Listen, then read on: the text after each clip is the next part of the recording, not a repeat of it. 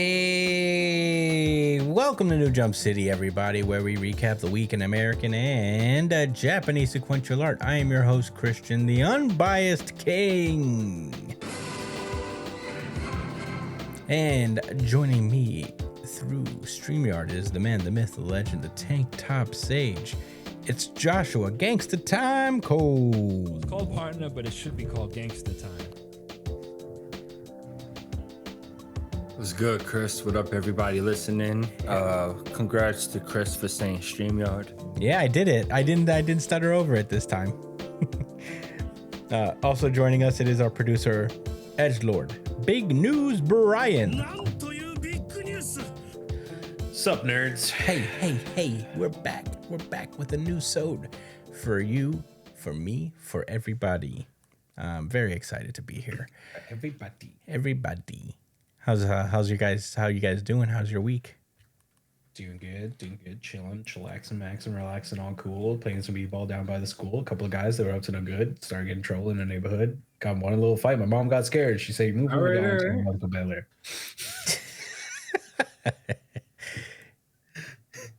That's a mood. It is a mood. Okay. All right. Well, let's get into some stuff. I have continued my journey into reading every single Jump series. I've made some progress, and I'm very excited. Okay, so here's how it looks now. So last we left off, this is where I'm at.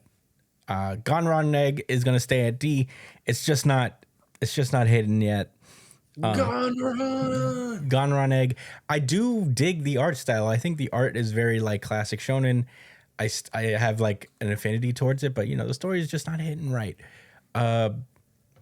Odor stays where it is, mostly because I still haven't read it all the way to where it needs to be for me to make an accurate judgment.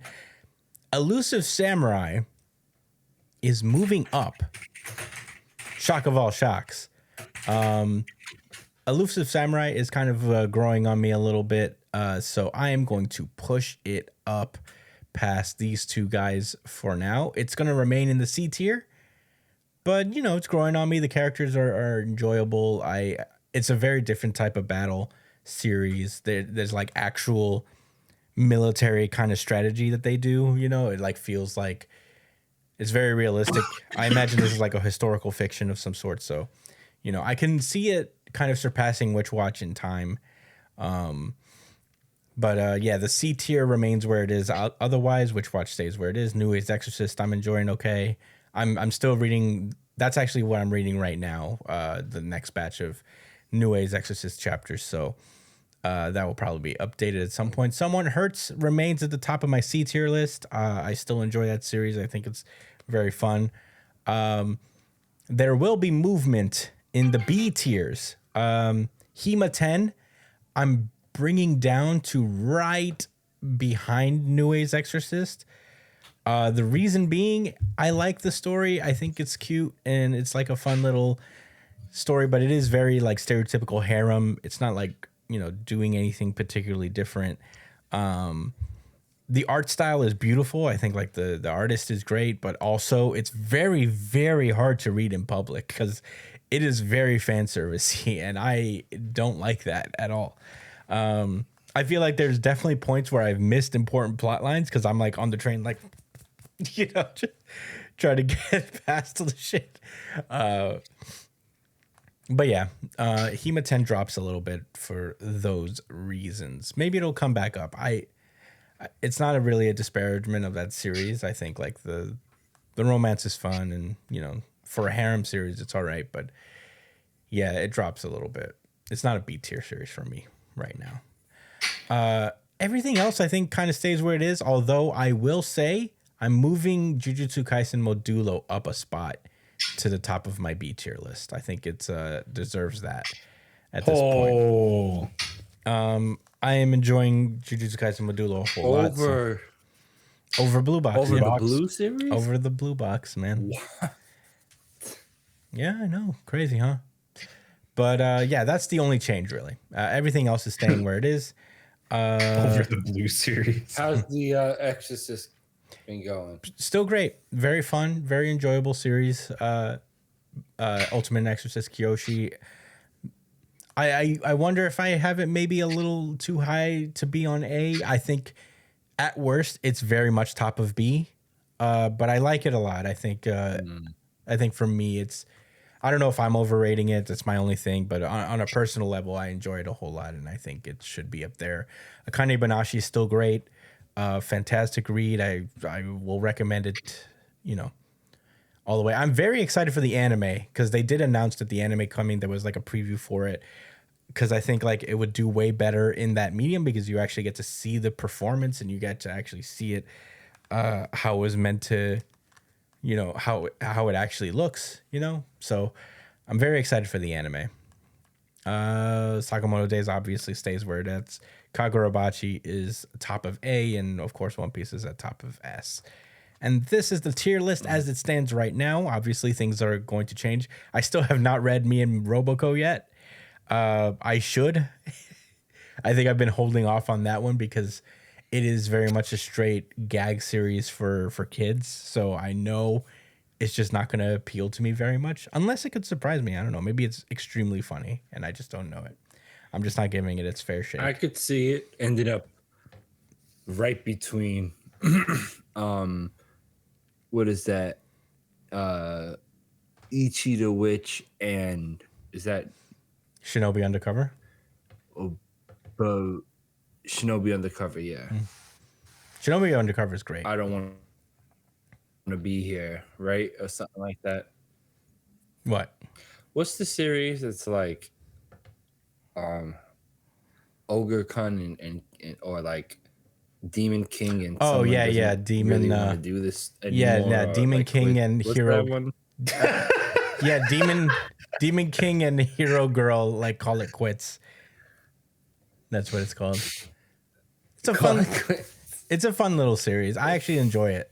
I think people should pick it up. It's a fun little. It's a good. It's not on the tier list yet, right? No, it's here. It's in C. It's very new, so it's just gonna. Where? Yeah, it's here. Which one is it again? Could you click on it? This guy. Okay. It's firmly in C, Okay. mostly because it's brand new. So I'm like, you know, it's got to have some time. Ganron Egg. But Ganron Egg has not made the impression yet for me personally. But that's my tier list right now. Let me know what you guys think in the comments. If you think I should be burned at the stake for my opinions and a series that you really like should be much higher, I would like to hear your argument for that. So do that. Josh, have you caught up? I think you're biased against eggs. I might be biased against eggs. Well, I can't be. I'm the unbiased king. So, you know, it can't be. Can't be me. Cannot be him. Well, my One Piece journey, huh? You caught up yet? So, no. Nope. But I just finished Kuma's backstory, and man, was it really emotional. And I guess I was reminded about how like this backstory helped put a lot of pieces together the same way the current backstory that's happening, you know, in One Piece, like with the what happened at God Valley and all of that. It's like a lot is being told as far as like you know, exposing like what these like mysterious characters were up to. But specifically in Kuma's backstory, there's like 2 or 3 pages where Kuma was basically observing everything the Straw Hats was doing, or you were seeing like everything behind behind the scenes from Kuma's point of view as the Straw Hats were like getting more infamous, and like how it intertwined with when Bonnie like left away from like the Sorbet Kingdom, which, you know, by the way, I feel the same way I do now as I did before, but 0 out of 10 for the Sorbet Kingdom. No sorbet. So Yeah. that is the case. There's not even like any ice cream themed buildings or nothing like, or sorbet themed. There's no like fruit. I don't understand why it's the sorbet kingdom. Why, Yeah, there's no Oda? particular. I have to understand this. I think like sometimes he just names things. You know, he just names things. The no, sorbet it's kingdom. not enough for me. It's Oh, not okay. enough. All right. There has to be some type of depth understanding.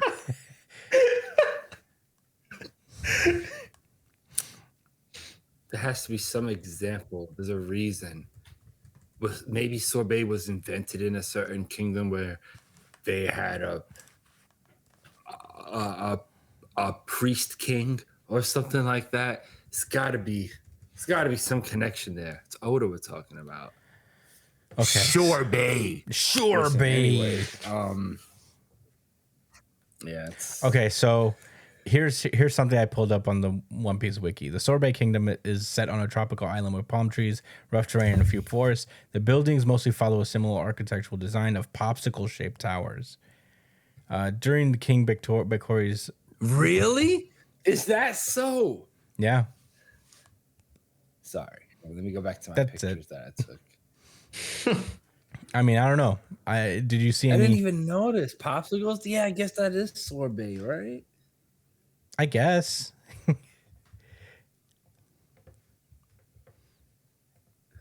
Oh, one of the funniest moments in this whole entire flashback is when one of the people pick up like the old lady, Connie, and they think that it's Bonnie, and he's like, "Wow, your powers actually work. You turned into an old hag," and like Bonnie's just standing off like at the side looking at something, like looking at her hands, and he's picking up like this, and she's just looking at him like with this frown, like, damn, Yeah. it's like that. I can't believe you would say that about me.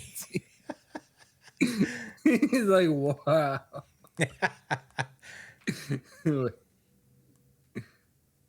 I'll go through this camera, but yeah, Saturn's the worst. Vegapunk was definitely not a revolutionary. No. Never was. He is a scientist through and through, and definitely was a piece of shit. But he had a heart. He had a heart, and he had a spine. And I like that he at least tried to stand up to the government. You know, like not everyone has to be a soldier in the army for the revolution or whatever. You know, we all have our strengths and weaknesses, I guess. But you know, I think it was, I don't know, it just makes Vegapunk that more interesting as a character because he had a lot of mystery around him throughout the series as well. Like since we first heard of him being like this technological genius that worked for the government, we knew that he definitely like wasn't like this completely evil person. I don't think any of us like thought that was the case. No. You know what I'm saying? But like we definitely knew like he wasn't like this hero of justice or anything like that. Anyway, I feel like I'm rambling. Right. Looking forward to reading more. Hell yeah. For One Piece. Brian, did you continue your World Trigger journey, or are you still like paused on homework arc? Yeah, I think I'm still paused. Wow. But I've been somewhat keeping up with this other series, Red Blue. Oh. It's like a combat. It's like an MMA manga. I think you've mentioned this before, actually. Yeah, it's actually really fucking good. If you look past the main character's cringe-enginess, it's actually a pretty good series when it comes to like, I guess, a more accurate depiction of what like MMA is kind of like. Which is kind of interesting because it's like, it's not just, I'm going to run over there and I'm going to beat the shit out of you. Like, it's like they actually include like grappling and submissions and like a bunch of different elements of like MMA and stuff like that, which is pretty cool, honestly. I'd say I'd recommend it, even though the art's a little weird. The art isn't necessarily like the flashiest, and the fights aren't necessarily the flashiest. It's a fun read. It really is. It teaches you a lot about the sport, and you can see that there's a lot of passion behind it. So I'd recommend it. And it's kind of non-traditional in the way that it runs, like its main character is. So if you're interested in that, something that kind of goes off the, I forget what the word is. Like it doesn't follow the norms when it comes to your traditional like sports anime per tag. Mm-hmm. I'd say go for it. It's a good read. Hell yeah. All right. Nice. Is there a highlight of edginess you could shout out? Or like it's just kind of hard to explain? So he is okay. So essentially, so the main villain of the series is what a traditional anime protagonist would be like. You know, like the eternal optimistic, like happy-go-lucky, everybody's my friend kind of character. That's the villain of the series. And the main character is typically what the villain would be like in the enemy in the hero's story. So it's it's like this guy who kind of sees through this character's bullshit and he's like, I fucking hate you and I'm only getting into MMA just so that I could beat your ass. Kind of thing. So he's the pettiest motherfucker of all time who he isn't very strong. Like he's not much of a puncher, but he got into the sport and had to find his like kind of carve his own way through it by being like a grappler. But he's so fucking edgy in the way that he's like, oh man, I guess I'm gonna lose. I was never really that good anyway. And then he'll like think of the main villain and he's just like, actually, I need to keep winning so I can beat him because I fucking hate him. And then that's when he'll like lock in and just start doing some shit. That's funny. Isn't that how we all get locked in at the end of the day? Yeah. Just pure hate. pure fixate on something you hate.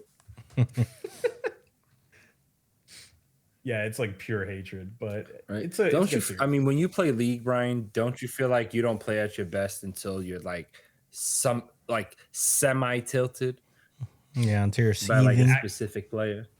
That's true, actually. Yeah, that is legitimately my play style. Yeah. Not full tilted, just semi. No, it's like you know, you're laying back in your chair, you're just slouched and you're playing, and then somebody said some stupid smart shit, and you're like, okay, I and then you sit up, you lean forward. That's what all you need. You need something to motivate you to lean forward. You're like, okay, I wasn't even sitting up.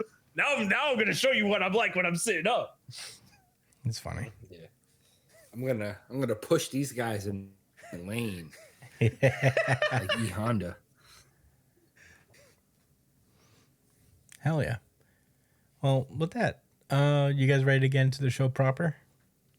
Yes, sir. Then let's get into it, boys. One Piece.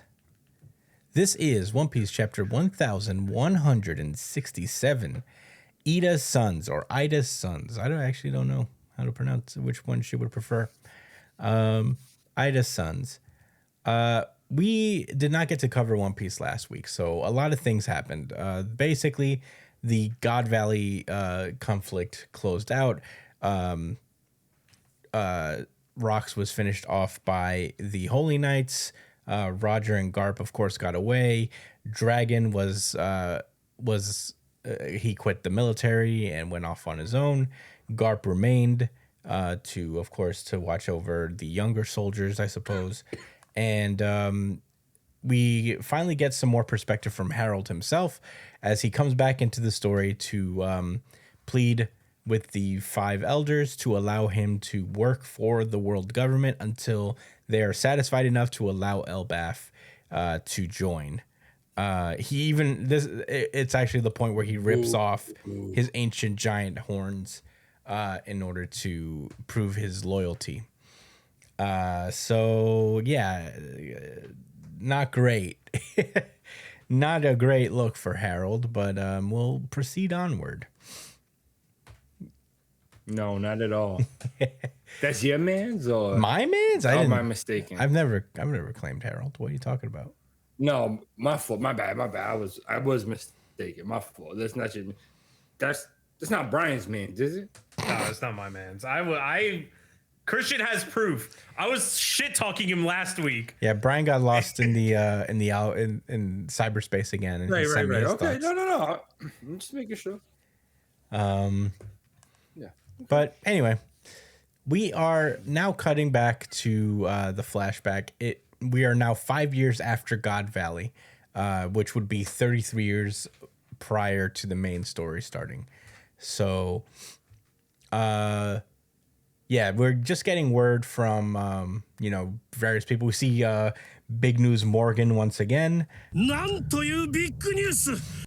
He's out here, just asking people about stuff.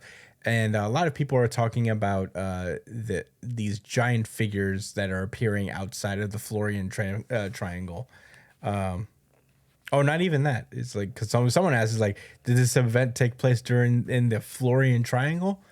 And he says, not even close. So, no, these are not the same giant figures from the Florian Triangle. But it's a thing. It was mentioned. It is a thing. It was mentioned. Well, the Florian Triangle was always a thing. It's a thing. It was always a thing, yeah. And the monsters in it. Yeah. You know what's funny? I actually finished Thriller Bark. I've just been casually. Monsters there too, and it matters. Yeah, it does. I remember because I watched. I just finished the Thriller Bark arc. I'm casually watching the One Piece anime here and there. And at the end, I remember. Yeah, they have the giants, whatever giant creatures are out there, that the Straw Hats just missed by a hair as they were leaving Thriller Bark. So yeah. Yes. Yo. So honestly, because fate is on their side. That's why. Yeah. So we should note this because Oda is bringing this back and reminding us. Say again, Josh. Did it send a shiver? No, but I was like, oh, there they are. Those are the guys Josh was talking about. But I do think it's important that Oda is bringing them up now. He wants us to remember those things in the Florian Triangle. So, keep in mind. My thought now is that they're like, my theory about it, now that they've brought it up again, is that the creatures in the Florian Triangle are the Galela giants that they didn't capture. Like maybe there's some stragglers that got away, and maybe they're there. Yo, imagine. That's the only thing that makes sense to me. But anyway, so yeah, we're getting more info, and we find out that Harold this entire time was the monster that have been plaguing these ships, because he had entered into agreement with the world government that would target pirate ships from the deeper mists out at sea. As part of a sworn oath of 1,000-year atonement, Harold assisted Navy's efforts to uphold order. So, yeah, he's just out here, destroying pirate ships left and right out of nowhere. It's not great. Meanwhile, the four emperors gradually started to, the pirates that we know to become the four emperors later would be scattered to the winds and would grow in power over the next decade or two until they reached their primes and became the faces of their era. Obviously, Kaido, Whitebeard, and Big Mom. Meanwhile, we see, I keep forgetting this guy's name. He's important. The guy who would eventually take over Pirate Island and that Blackbeard would kill in order to get the power. This guy. He looks like Caribou. He does look like There's Caribou. There's got to be a connection there. What if? Oh, that's a good catch, Josh. He does look like Caribou. What if he's Caribou's dad? Like that's probably how he got his name is Ochoku. Pirate crew and all of that. What's his name, Brian? Ochoku. Ochoku. I don't remember that being his name. Really? Yeah, I think so. One Piece Ochoku. Oh, that's Caribou. Ochoku Caribou. Wait, hold on. No, it is Ochoku. Wang Shi is his name, but in Japanese, it's like spelled Ochoku. But the guy's name is Wang Shi. In Caribou's name is also Ochoku? No. Oh. But was about to say, dude, how could I we mean, if not that's have the noticed case, that? yeah, but essentially they're the same thing. Ochoku and Wang Shi are the same thing. That's just the I Romanized mean, they name. wouldn't be the first people with long faces and a squiggly tongue, but it's just the fact that, like, like how It's fate just the works in this greasy series, look. and It's just the greasy look on yeah, these guys. he wants because Caribou wants to go assist Blackbeard, but why would he want to go to him with all of that information in particular, right? Maybe because he knows it'll get Blackbeard like to trust him or whatever, and then maybe he'll be able to backstab Blackbeard, Maybe. you know, Yeah. kind of like that. Yeah, I think that's exactly it. I think they were gonna kill Caribou, but he was like, I know something that you guys might want to know. Don't kill me. I don't think they knew who he was though, They did not know who he because was. he had to introduce himself. Yeah, they didn't know who he was. Oh, speaking of, never mind. I should have said that in my thoughts earlier, but Well, what is all I'll say is this: Catalina, she when she pulled up with Augur just to touch like the spider, and right, like we already know that, right? Yes. But they did it so casually, like, and the elder didn't even really like care or think about it that much. I don't think he knows that she has that. Like, Yeah, I think it's possible that he just doesn't know what that was about. Yeah. And also, he has bigger fish to fry. He's literally fighting definitely the sun god over there. But anyway, so yeah, Wang Shi and Shiki were just focused around claiming territory. And while they were all doing that, Roger and the Roger pirates managed to circumvent the world and find the One Piece. And it's very notable that we see Shanks here. Shanks and Buggy front and center. It's very noticeable that Shanks is here given what happens later. yeah. After the allure of his we see the allure of his massive fortune, the One Piece sent the world into a frenzy madness. The Marines recruited over a dozen giants from various regions to help bolster their ranks. And meanwhile, Harold, who had been faithfully serving as a tool of the Navy, was officially given access to the Holy Land this year. And the reason they did that is that he entered into a Shallows covenant. So there are levels to, your loyalties that you can pledge to the world government at this time. And right now at this moment, Harold is at the lower end of that. So there's 3 covenant stages. He is in the Shallows covenant. It is a mere trace of a bond. But there are 2 higher ones that are Depths Covenant and Abyssal Covenant that are only reserved for 13 exclusive individuals. So pretty much the Holy Knights, I imagine. Like, you don't get to be a Holy Knight without passing the Shallows Covenant. And only then can you enter a contract with the true god. Emu, I guess, is what they're talking about. And Harold is like, what is this god you speak of? And Nostro says that if the day should come that you are made a proper knight, then you will know the truth in the depths of the world. And he's like, oh, and is that when Albaf will be allowed to join the government? And they're like, yes, Harold. You fucking thirst bucket, yes. Indeed. Yes. Sure, whatever. Whatever, dude. You'll be slaves by then. I mean, yeah, sure. Yeah, and Harold is like, I'm grateful for this honor. I'll do anything you ask of me. We get to see an older Saint Garling. He has like a whole beard now. And he's like, what is the Great One thinking? He's like, can the King of Elbaf actually take orders? And, Harold is like, of course, your word is my command. And he's like, we will call if we need you. Keep a long distance transponder on your person. You are free to visit the lower world, but you will not speak a word of what goes on here. So, don't fucking tell anybody anything about what goes on up here. We then see that years later, Harold would visit Neptune. And this is important because this started percolating a theory in my head that I'll talk about later.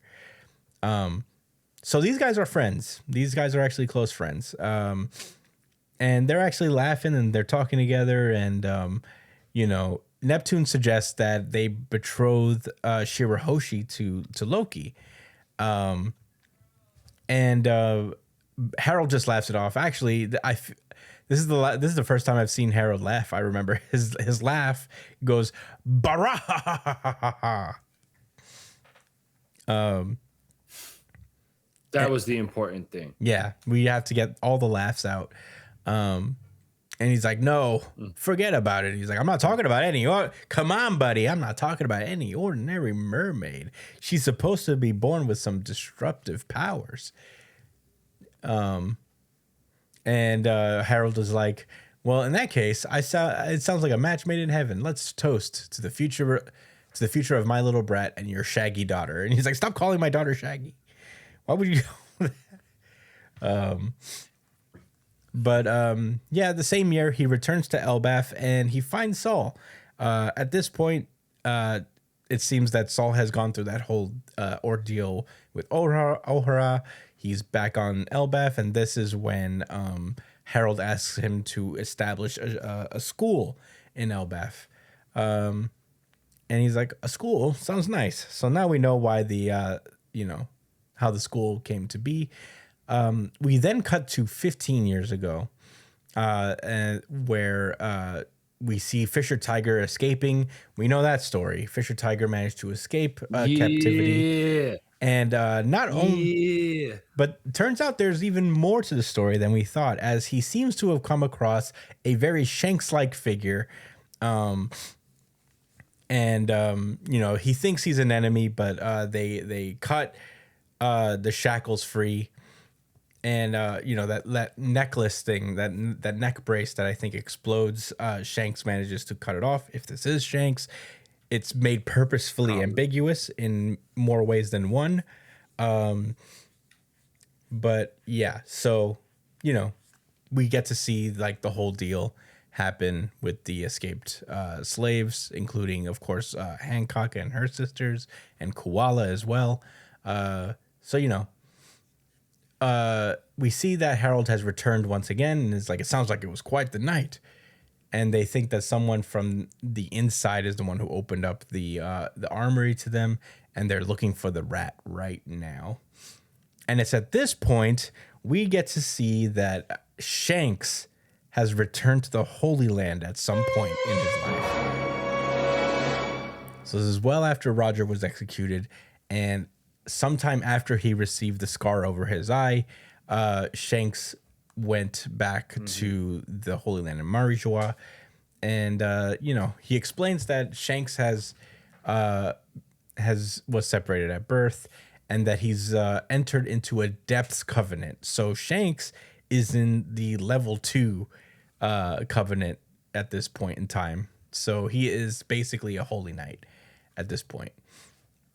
Oh no, he's not. He's a devoted blade of God. So I guess that's the tier, because I think Gunko isn't a holy knight. She's a devoted blade of God. So so he's a devoted blade of God, just like Harold. And Shanks is like, I don't know you, you great lumbering peon. How dare you speak to me as if we're equals? I've always had the blood of a Figureland in my veins. Mark my words, I'll be a knight before you. And Harold was like, okay, my bad. Lots of interesting things. So, we then get, a proper introduction. Saint Shanks, devoted blade of God, and he's like, let's go, Shamrock. Tell me more about the Holy Land.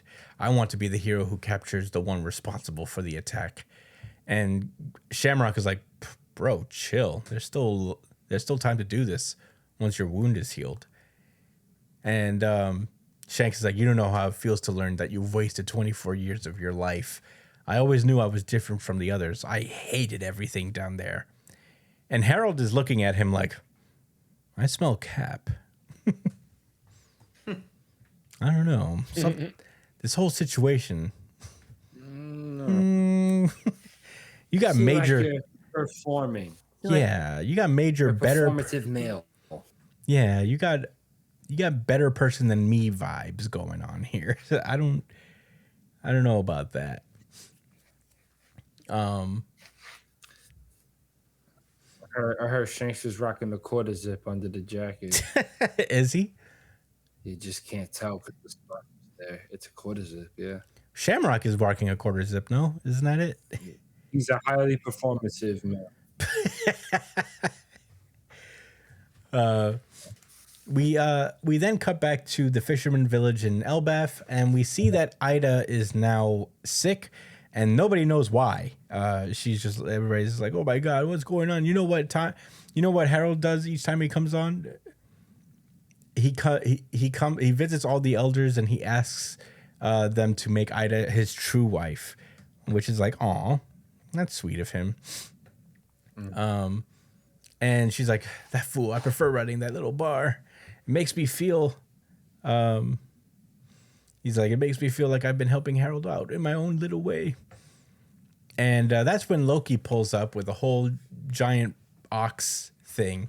He's like, "I got her some fresh meat to feed her. The bar's a nice chill place for me to hang out. I need it open again." And we see that Hadradin has already set off to sea with the new giant pirates to search for a doctor for her, while Loki stayed at home and is pretty much taking care of her in his very brash way. And Ida's like, "Oh, they're all making a big deal out of nothing. I'm fine, but it's really sweet of them, though. It is very sweet of them. The boys," We then cut to, I guess, a little bit later. Loki is talking to some of the townsfolk, and they're like, "We don't want that outsider woman becoming the queen. Estrid is the true queen. She's from our people. They can't take away our fortune and status. So we gave that wench a little poison, see? These ergot spores won't stop once they've taken root. It's certain death." Bro. And Loki does not react well to this. He started beating the shit out of this guy and burning down the entire village. And bro is like, "Loki, stop." He's like, "Ah." Chill. You got it. You got it. And Loki explains, like, "Ida ain't gonna die, is she? I remember what my real mother did. She cast me out of the tree into the underworld. You want fortune? You people make me sick. Ida ain't gonna die, is she? Because she's the only mother I have." And that's where the chapter ends. Wow, that was interesting. Josh, what did you think about One Piece chapter 1167? I think this was a loaded fucking chapter, Right? man. A lot happened. I'm gonna say it's my RGC. Ooh. What about you, Brian? Yeah. RGC, yeah. All right. It's not mine. Surprise, What? surprise. That's fair. But, There's a lot of there's some good ones. RG, oh, yeah. certified RGC, certified RGC, certified RGC.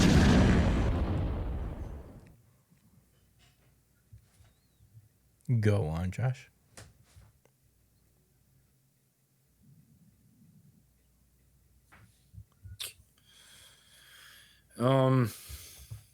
What do I want to talk about? I hate King Harold. I hate him. Yeah. I despise his character and what he's trying to represent. I'm gonna do the homework first, though, which is I understand where he's coming from.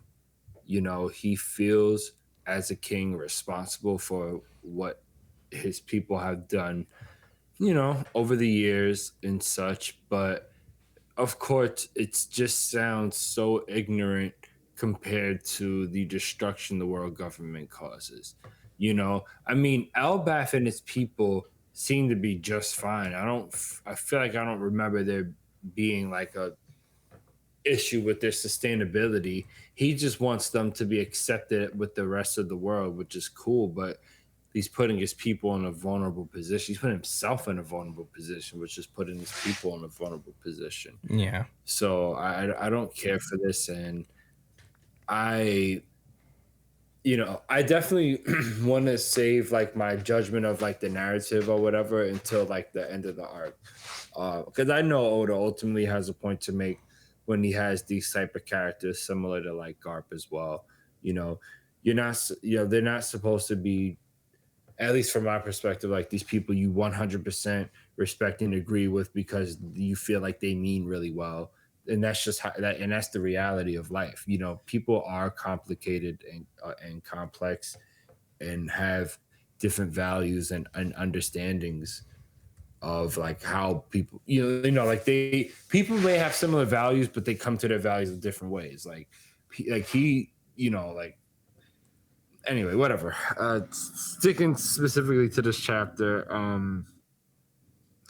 I'm really curious about what you had to say with Loki and Shirahoshi. Yeah, I didn't think about that. They're not of similar age though, right? I mean, Loki's way older. Yeah, Loki's got to be way older at this point. He's already, right? Yeah, Loki's well into like, his adulthood as a giant, I guess. He's been alive for like 60 years at this point. And Shirahoshi is like 16 at the main time of the story. Yeah, what the fuck? Yeah. And he can't get with that girl, with Big Mom's daughter. Yeah, Lola would be... because she's with Gotti. No, Lola is single. She ran away. Isn't she dead? No, she's with Gotti now. No, that's... Oh, she is with Gotti. I forgot about the... fire tank. Yeah. The I just remembered the cover page. Stories, yeah. Mm-hmm. She is with Gotti. So that's clip. Yeah, it's over. They got married and everything. I just want to know what that was about. I can't wait till like he meets her. What was that about?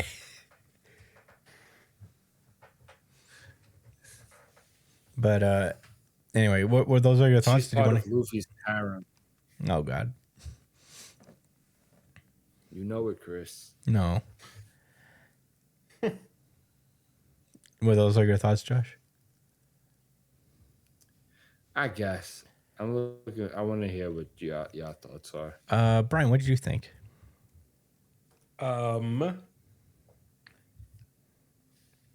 This is a pretty fucking sick chapter. Honestly, I kind of dig Garling, even though I fucking hate Garling.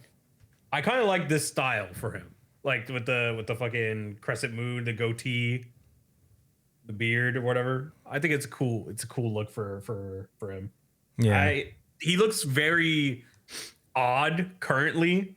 Like he kind of fell into that thing where like the top half of his body is like very fucking large thing that some characters fall into somehow. Like Garp has a giant fucking like upper half. Yeah, he has a barrel chest but stick legs. Yeah, exactly. That's kind of what he became. Cause I kind of like this look. No, but his Sorry, what were you saying? You're talking about Fingerling? Yeah, Garling. The Shanks' dad. I mean, I think he has really long legs, right? He's a long. Yeah, he's a big guy. He looks all right here, like but like his older version is like he has like fucking like Christian said, barrel chest, skinny legs. It's not. It doesn't look very. I gotta go look. Yeah, it looks a little weird, but I like this look from him. He looks a little grumpy too. But I really like that it brought us back to Fisher Tiger because when you really think about it, Fisher Tiger's escape brought up a lot of questions because he was not like necessarily the strongest guy of all time, right? For him to get in there and raise hell the way that he did, he had to have some kind of intervention to help him get started because against all the fucking gods knights and shit and him getting in there and freeing all the slaves, that I fuck with Fisher Tiger heavy, but it was like the dude, I don't think he even knows hockey. Like how the fuck did he do it? And it looks like he got some help from Shanks, it seems, but there's a lot of karate. There's so many theories coming up now because of this Yeah. chapter. Like, I don't even know where to begin on that. But I have a theory of my own Oh, that okay. I haven't seen anywhere. Not a single soul. Ooh. Oh yeah, you Chris. mentioned this. You teased this. Chris, do you remember Mm-hmm. when the first time Blackbeard was mentioned? Drum Kingdom. Interesting, huh? Yes. Very interesting. Yes. Kureha is Blackbeard's mom. Oh my God. Kureha is Blackbeard's mom. We know who Blackbeard's mom is. That Yeah, we do, don't we? 100%. She's the first person to mention the Will of D, by the way. Hold on. Are She's you the saying? first person to mention it. Wait. Wait.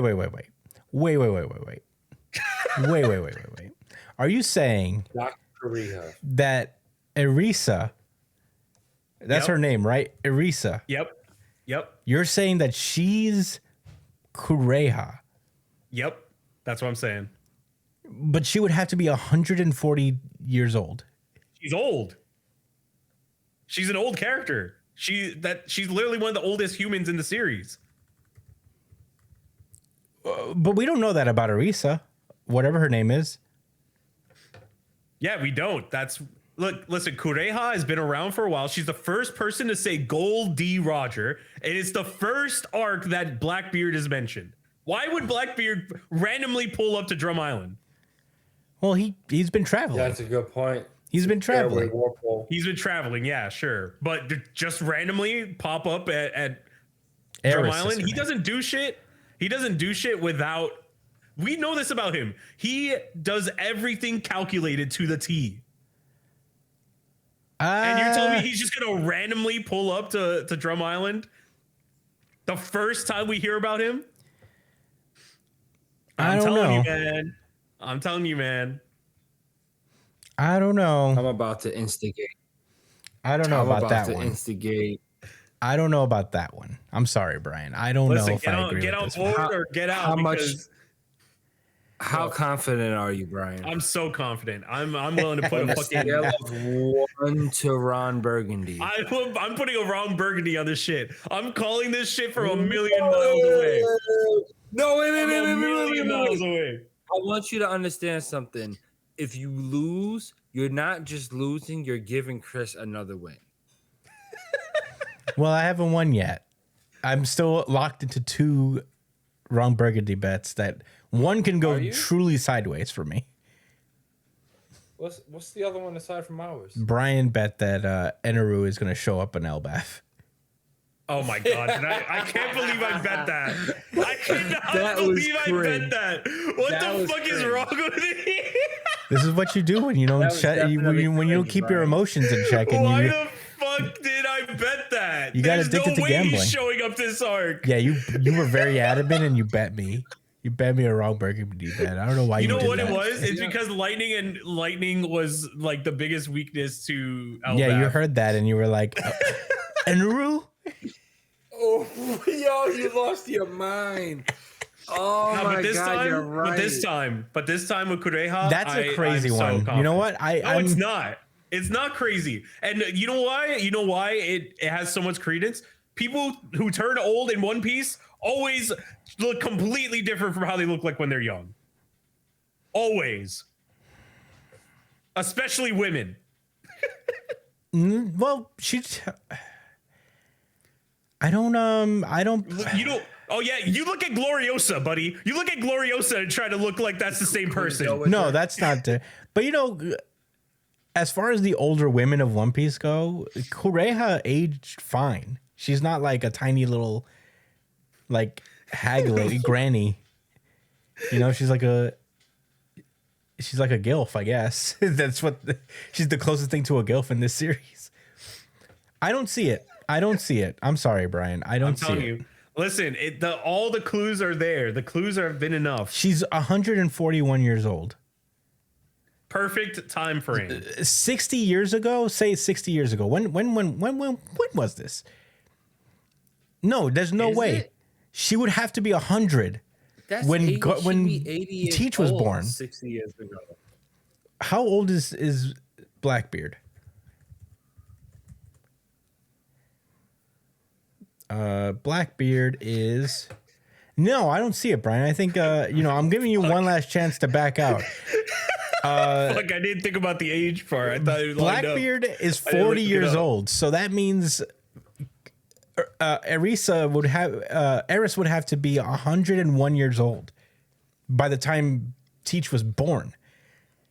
You don't know that shit. She'd be 106 years old at the time of God Valley. What? She doesn't look 100. She doesn't look 100 in this chapter. I mean, in the previous chapter. No. I don't know if you've looked at her, Brian. No. That means she aged dramatically within the time that like she leaves God Valley and now. She ran out of chakra. Okay, that's what happened. And she's young looking for 141 years old. I don't think you thought this through, Brian. Watch if it's You her. know what? Okay. You know why he was there on Drum Island? Because Ace was also on Drum Island. But he wasn't after Ace. He was He after was? Ace. No, Ace came after Blackbeard passed through there.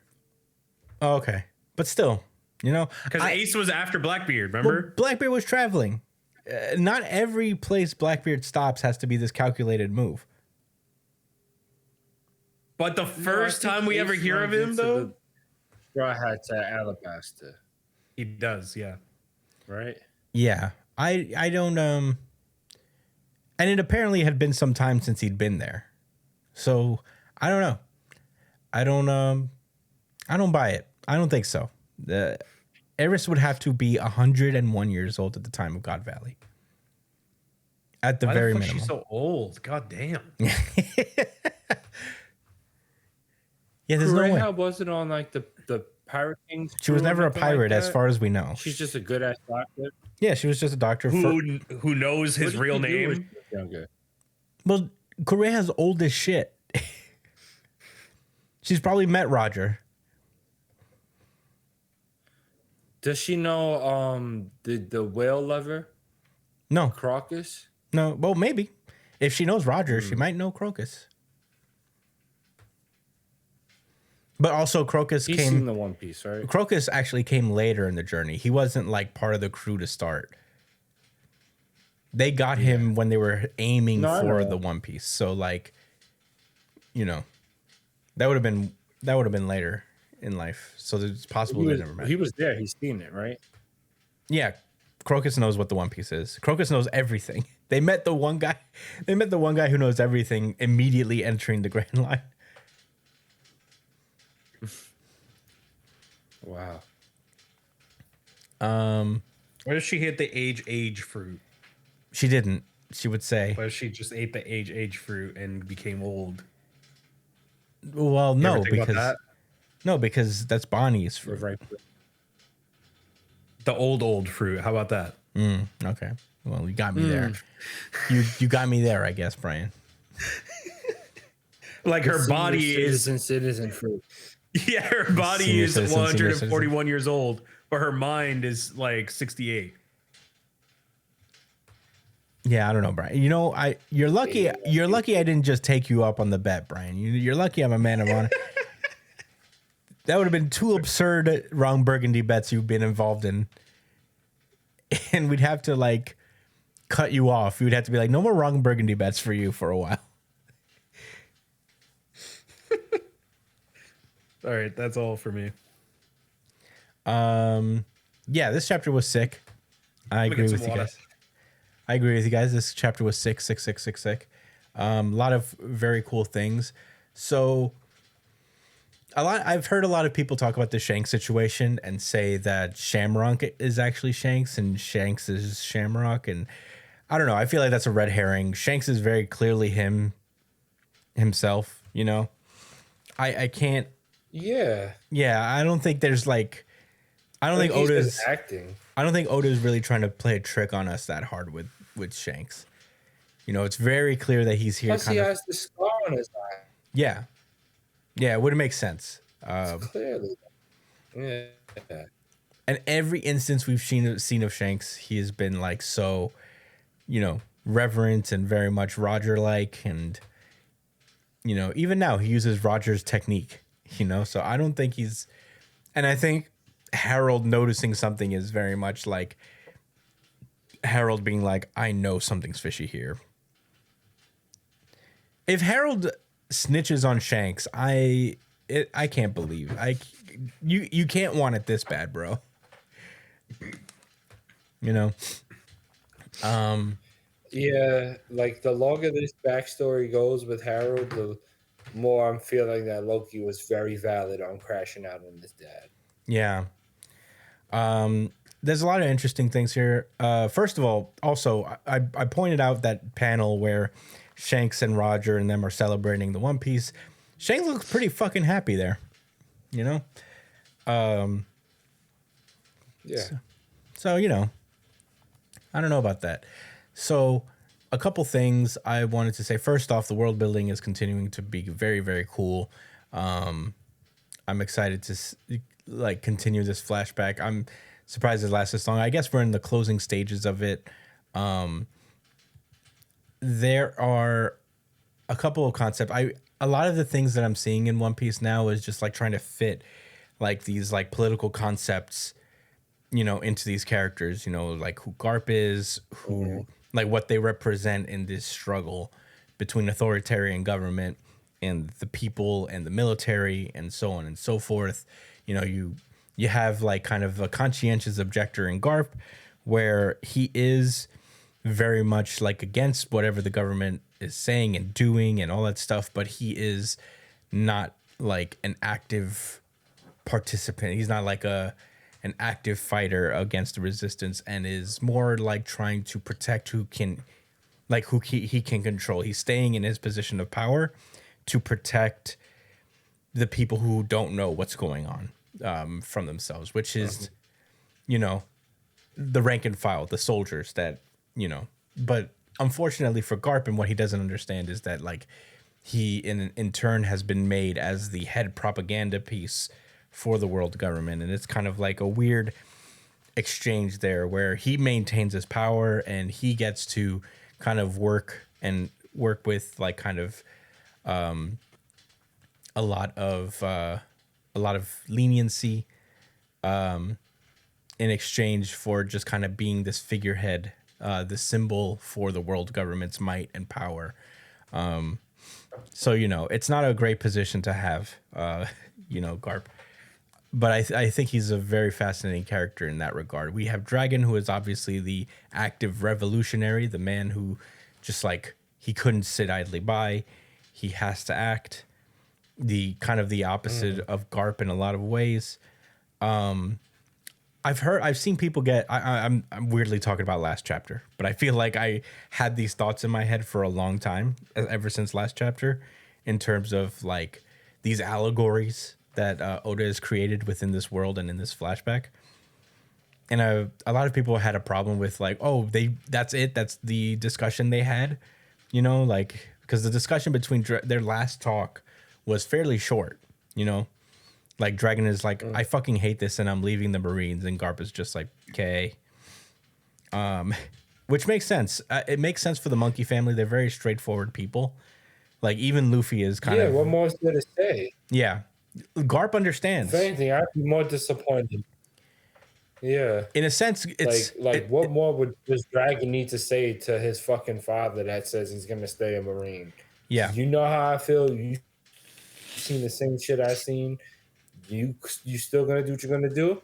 Bet. Yeah, well, just know what I'm doing, and I see you out there, or probably not, because fuck out of here, nigga. I'm getting low. Yeah. In a way, I feel like there's nothing more to say. Yeah. In a way, it's in a way, it's kind of a credit to Garp that he's like, I get it, and I think he even breaks him out of jail. He gives him the key to leave. You know, so, yeah, I think Garp is kind of a tragic figure in that sense, where the reason that he wanted Ace and Luffy to join the Marines is because if they're in the Marines, he can truly protect them and he can like make sure no harm comes to them. But he feels himself that if he's not in the Marines, he does not have that same reach. He doesn't have like that same access. He doesn't have that power to keep the ones closest to him from harm. That's what he means when he says he's going to stay for the rank and file. He's like, I'm staying in here because I am able to protect people from within, as opposed to being a revolutionary where he doesn't think that he can do much good, probably. So I mean, there's also like there's probably an aspect to Garb's backstory that we haven't seen yet. Oh yeah, and for sure. We forget pirates are also actually sometimes a problem. Like Luffy, like the Straw Hats are a rarity. Like the Straw Hats, the Heart Pirates, like these are rare occasions where pirates are not actually the biggest piece of shits in the world. For sure. Right? I think you're right. I think like Garp definitely sees some value in the Marines and what they do and their like their role as, peacekeepers in a sense, or like an authority figure to prevent like, crimes and stuff.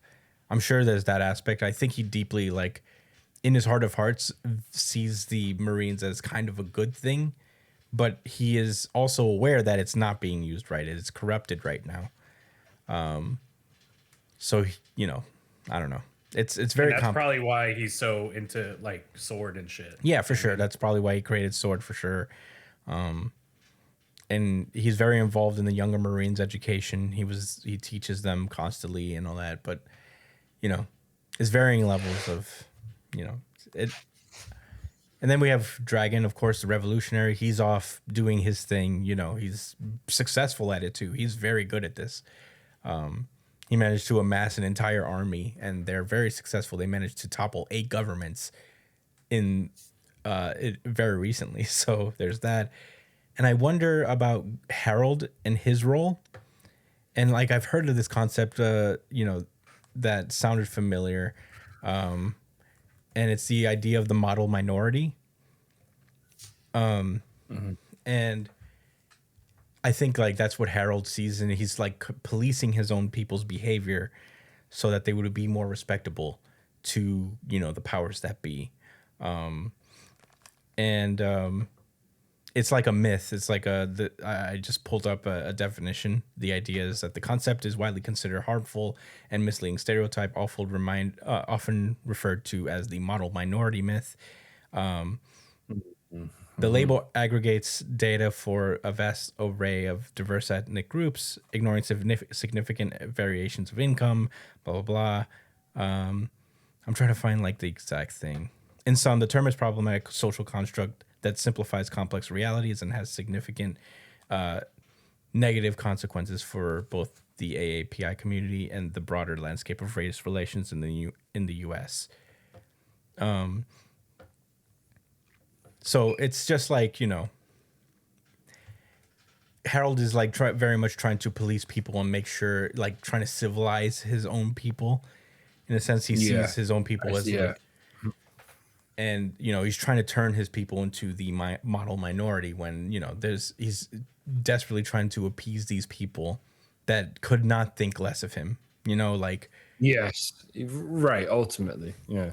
And he's very naive in the sense that he thinks it's working. And I think the Giants in general are naive in this situation because they've been so isolated for all this time. So,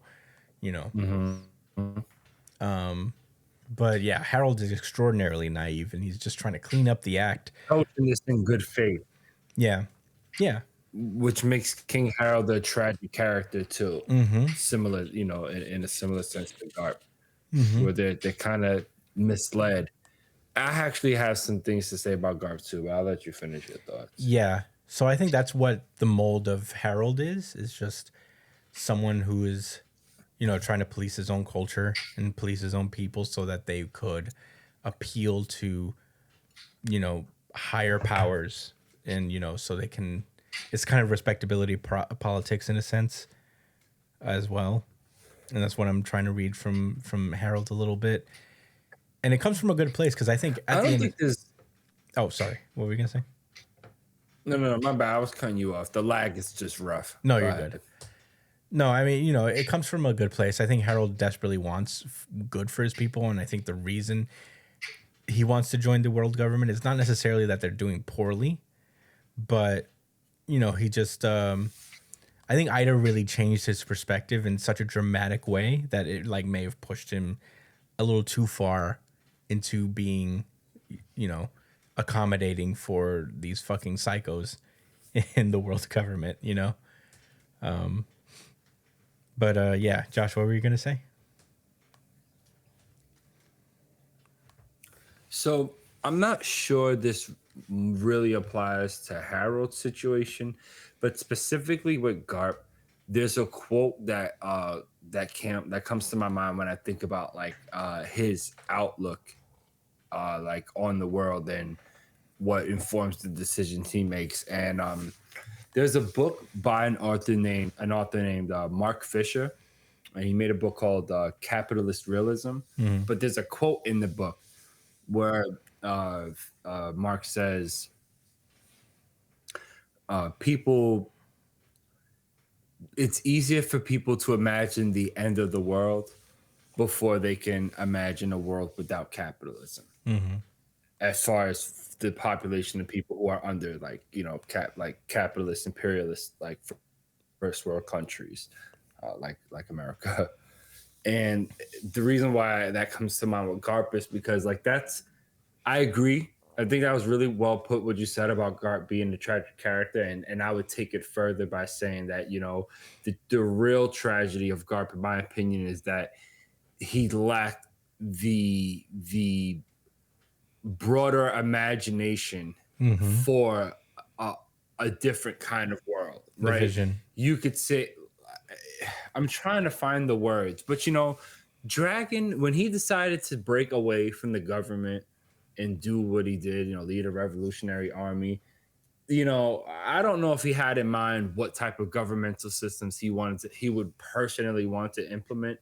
He just knew he needed to stop, you know, he needed to take control out of the world government's hands because of the atrocity of the people who run it.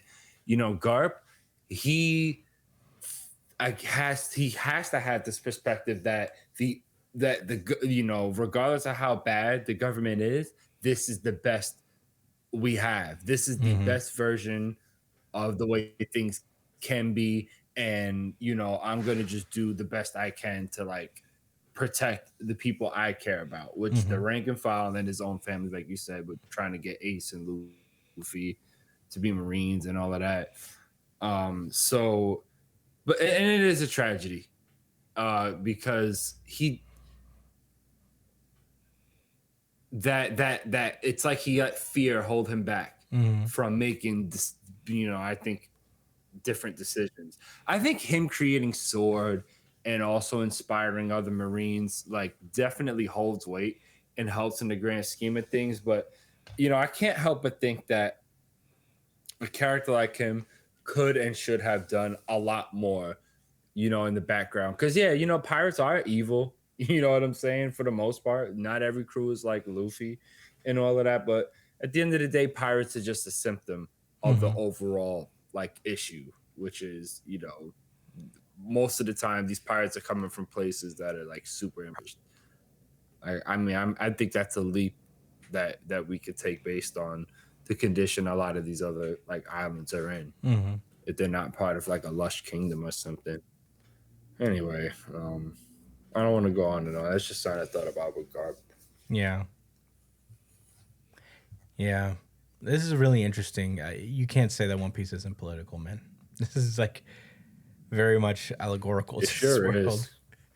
And it's very complex too, you know. It's just like it's a lot of perspectives that feel real, that a lot of like there's Garps in the world for sure. There's Heralds in the world, and there's certainly celestial dragons in the world. So, you know, One Piece is the GOAT. I don't know, man. What can you say? It's so good. I'm excited to see what happens next because now we're like away from the external world stuff and we're now focusing back into Elbaf. And yeah, I'm very curious as to see how this continues onward and the result of Loki destroying an entire village on his own land and the consequences of that. I'm very excited to see what's up there. Those are all my thoughts. Motivations behind why Shanks returned to the marriage war. Oh yeah. Even after sailing with Roger and all of that. Mm-hmm. Yeah, Shanks is. It couldn't have been just the free slaves, Yeah, Shanks is one of those guys that's just like right? the more. Surely it couldn't have. It's like the more we see of Shanks, the less I know. You know. Yeah, he keeps raising more questions. I'm just like, what the Every hell are time. you doing now, Shanks? You're always doing something weird. I don't get it. He's doing something back there. Yeah, what are you doing, He's doing bro? something. So good. I don't know, man. But yeah, those are all my thoughts. Do you guys have any rebuttals or anything that you want to add before we go? No, sir. No, King Harold's a dumbass. Yeah, King Harold's a And my dumbass. empathy for his death is lessening by the chapter. Hell yeah. All right. Let's move onward then.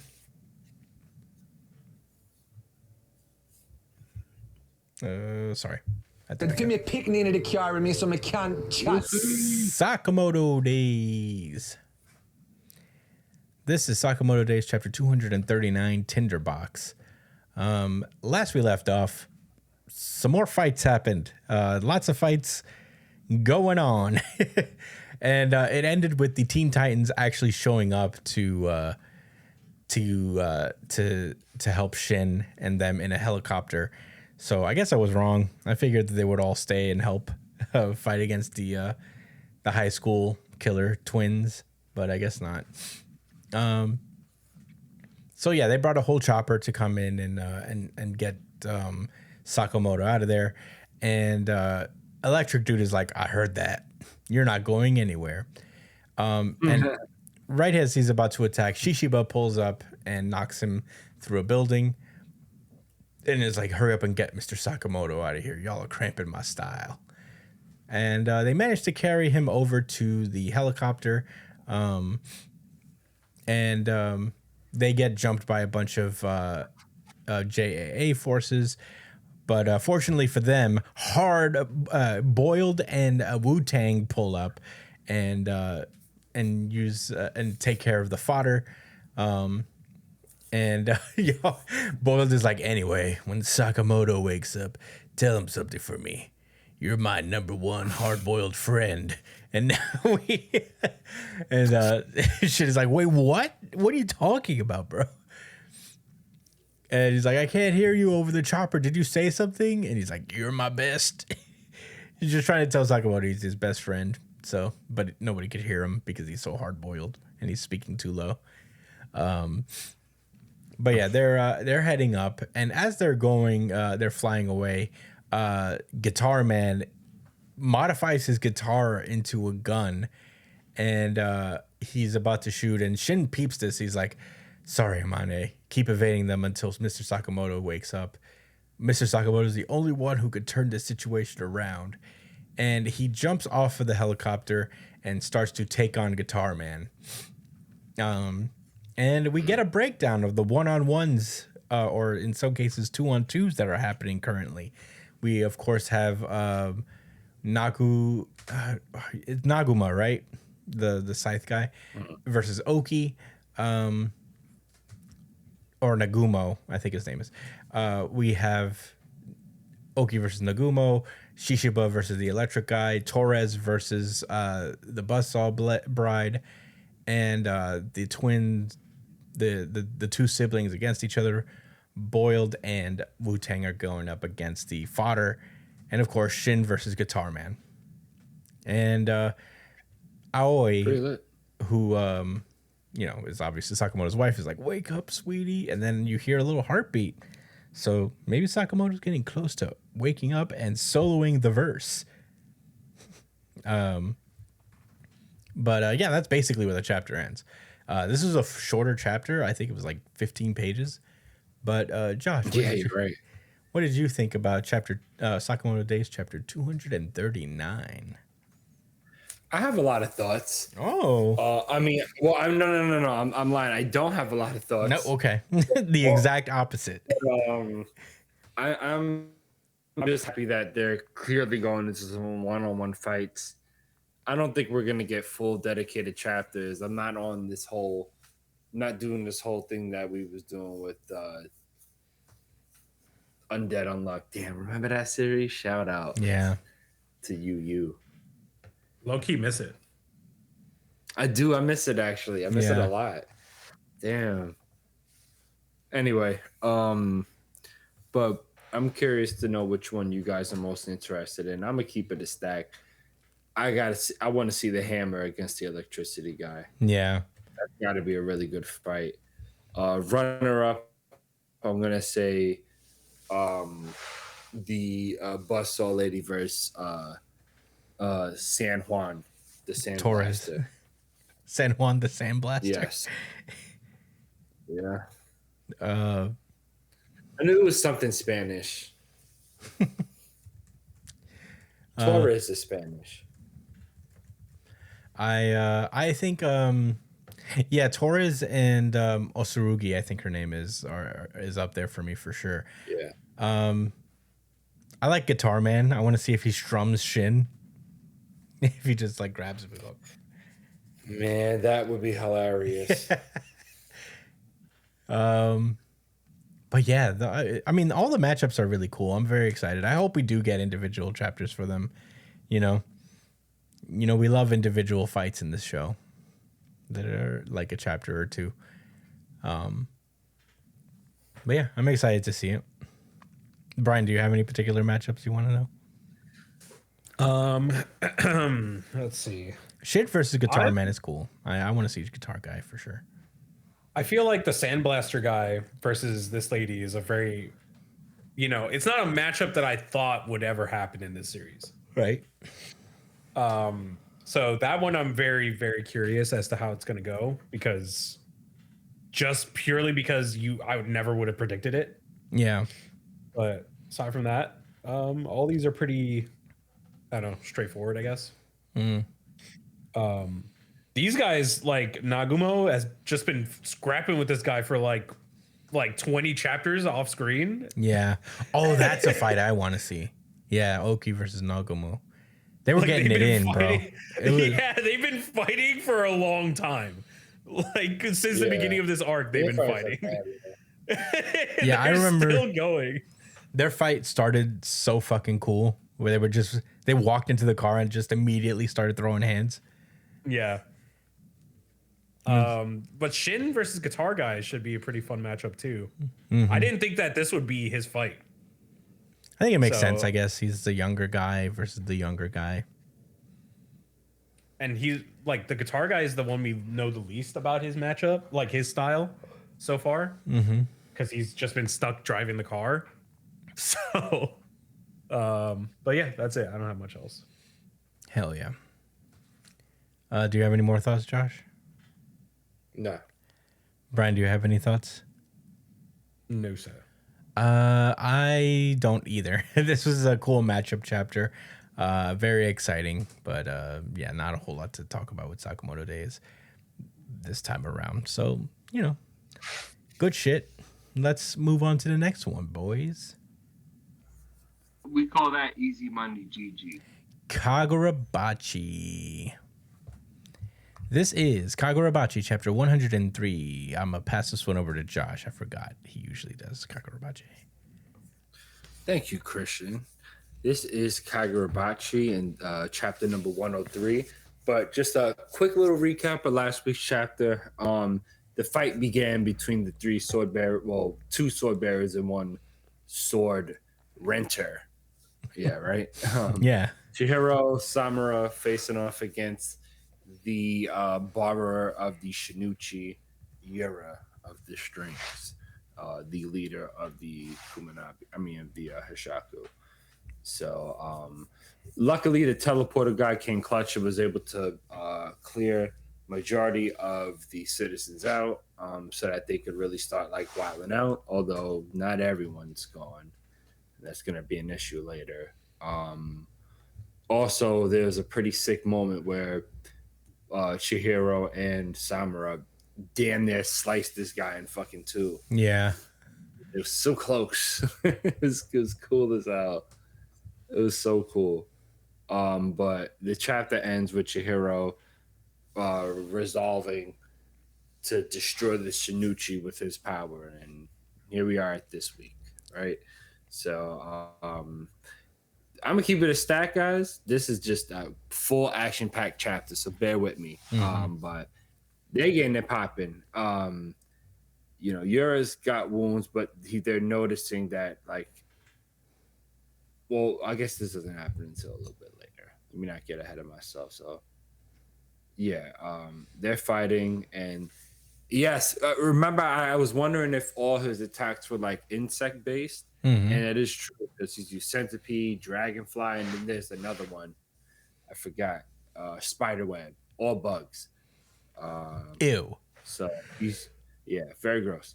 He's using dragonfly, which I guess basically shoots the sword out like a fucking cannon, or like like a shotgun, maybe, so to speak.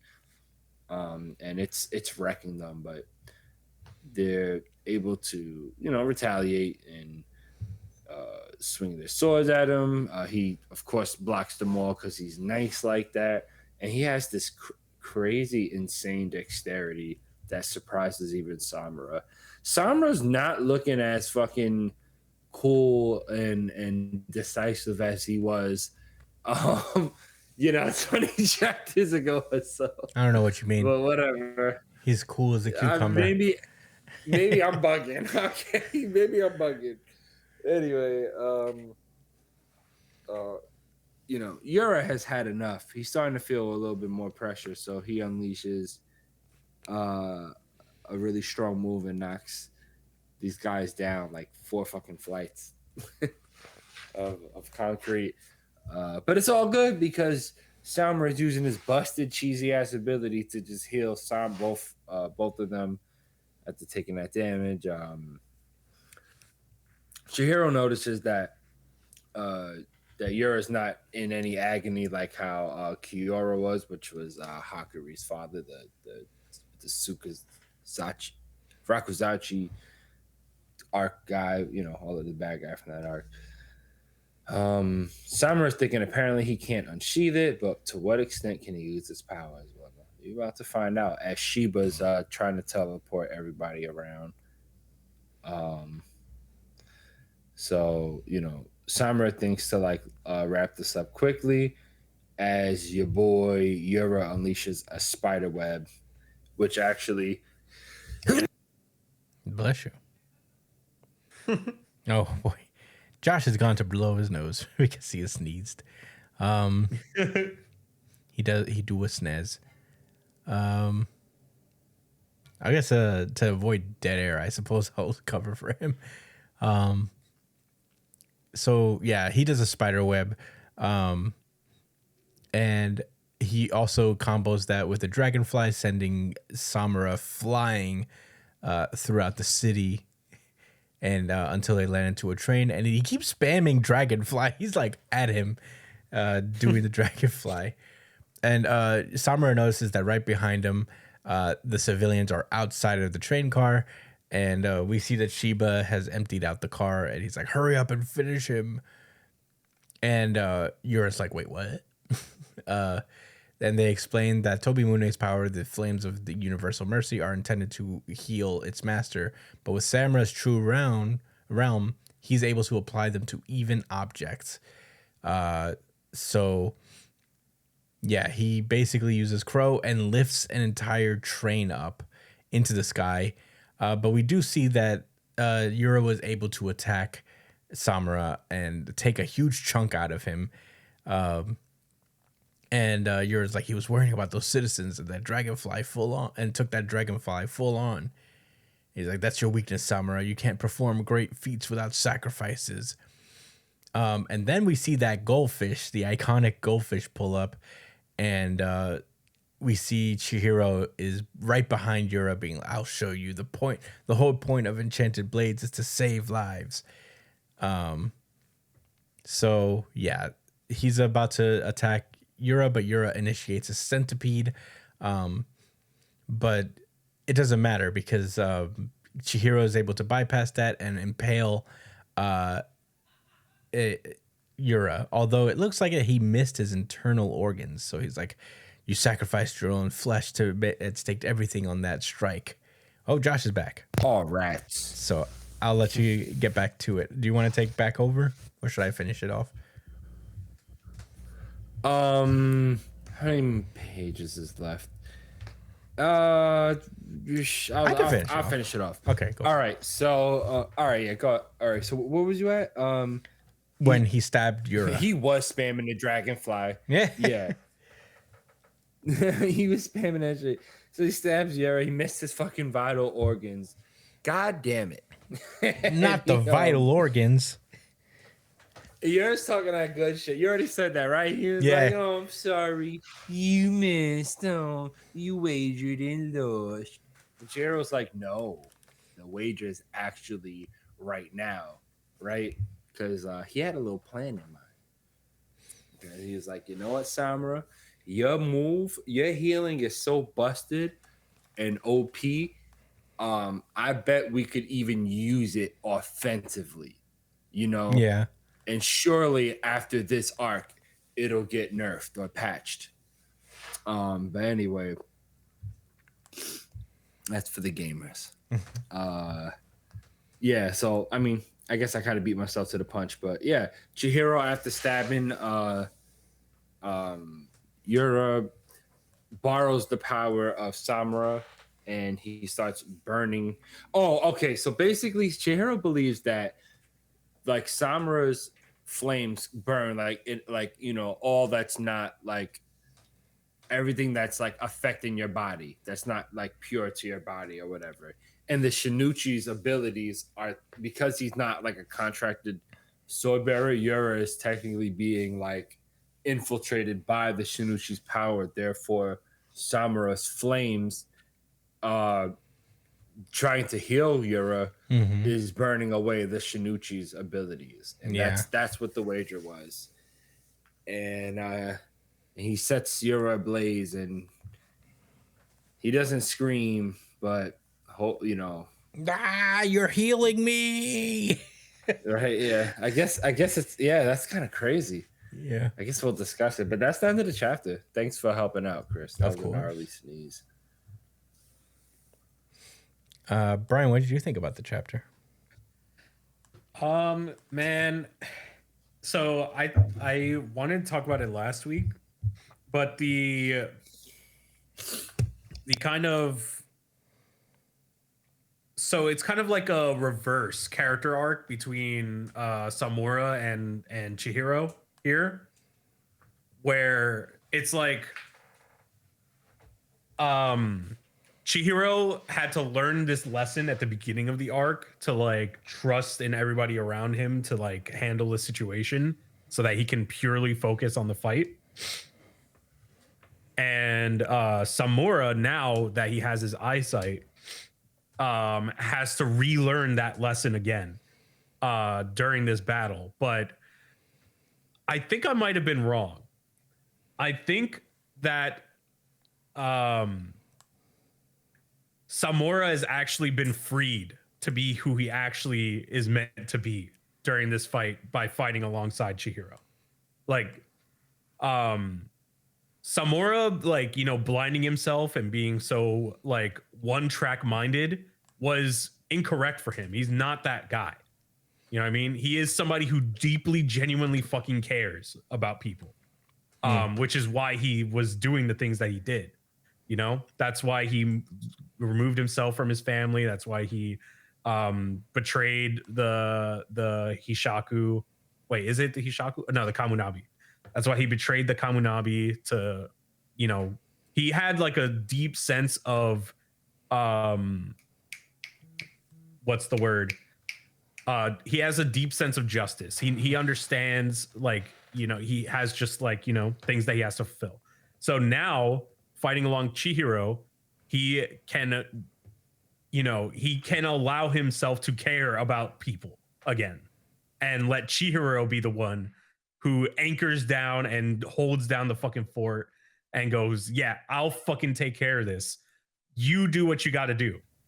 You be what you be who you are, kind of thing. Right. So, like, by fighting alongside Chihiro, he's able to use the blades how they were meant to be used, and that kind of changes I feel like that changes his view on the blades in general. You know what I mean? Because he wanted to destroy them all, right? Because of what this guy did, like the sword master did to all these people, right?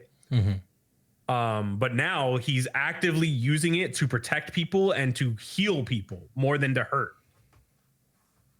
which is beautiful, right? Isn't that interesting? Like, yeah, it's very subtle, because it's in the beginning of this arc. He starts off as somebody who hates the swords and wants to destroy them because they've done nothing but destroy, and now he's using it to protect.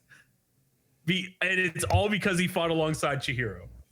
Yes. This is all sounding very wonderful. Very full circle. You know what I'm saying? Very complete.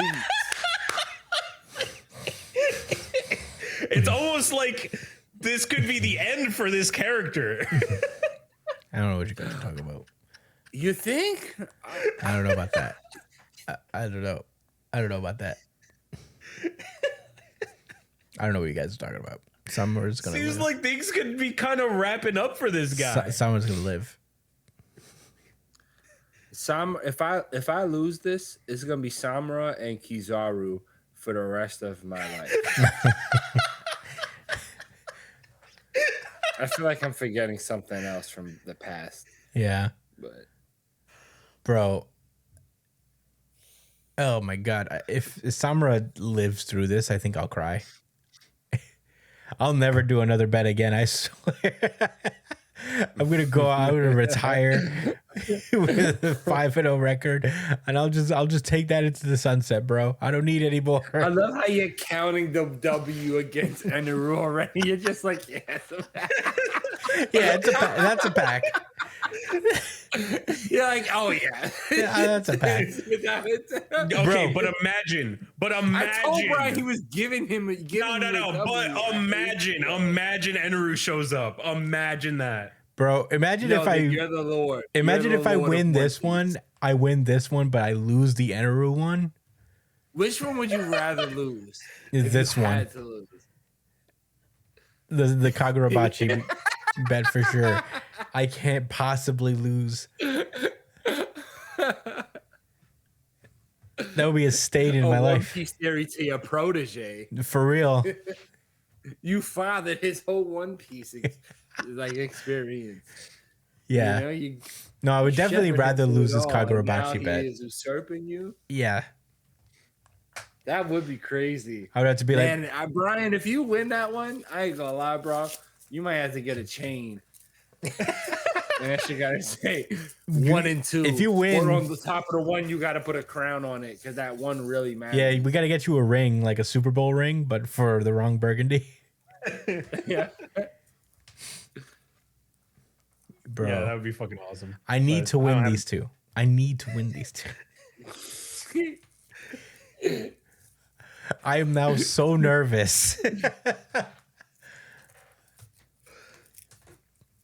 God damn it, Josh. I should have just let you die. I should have just let you do it.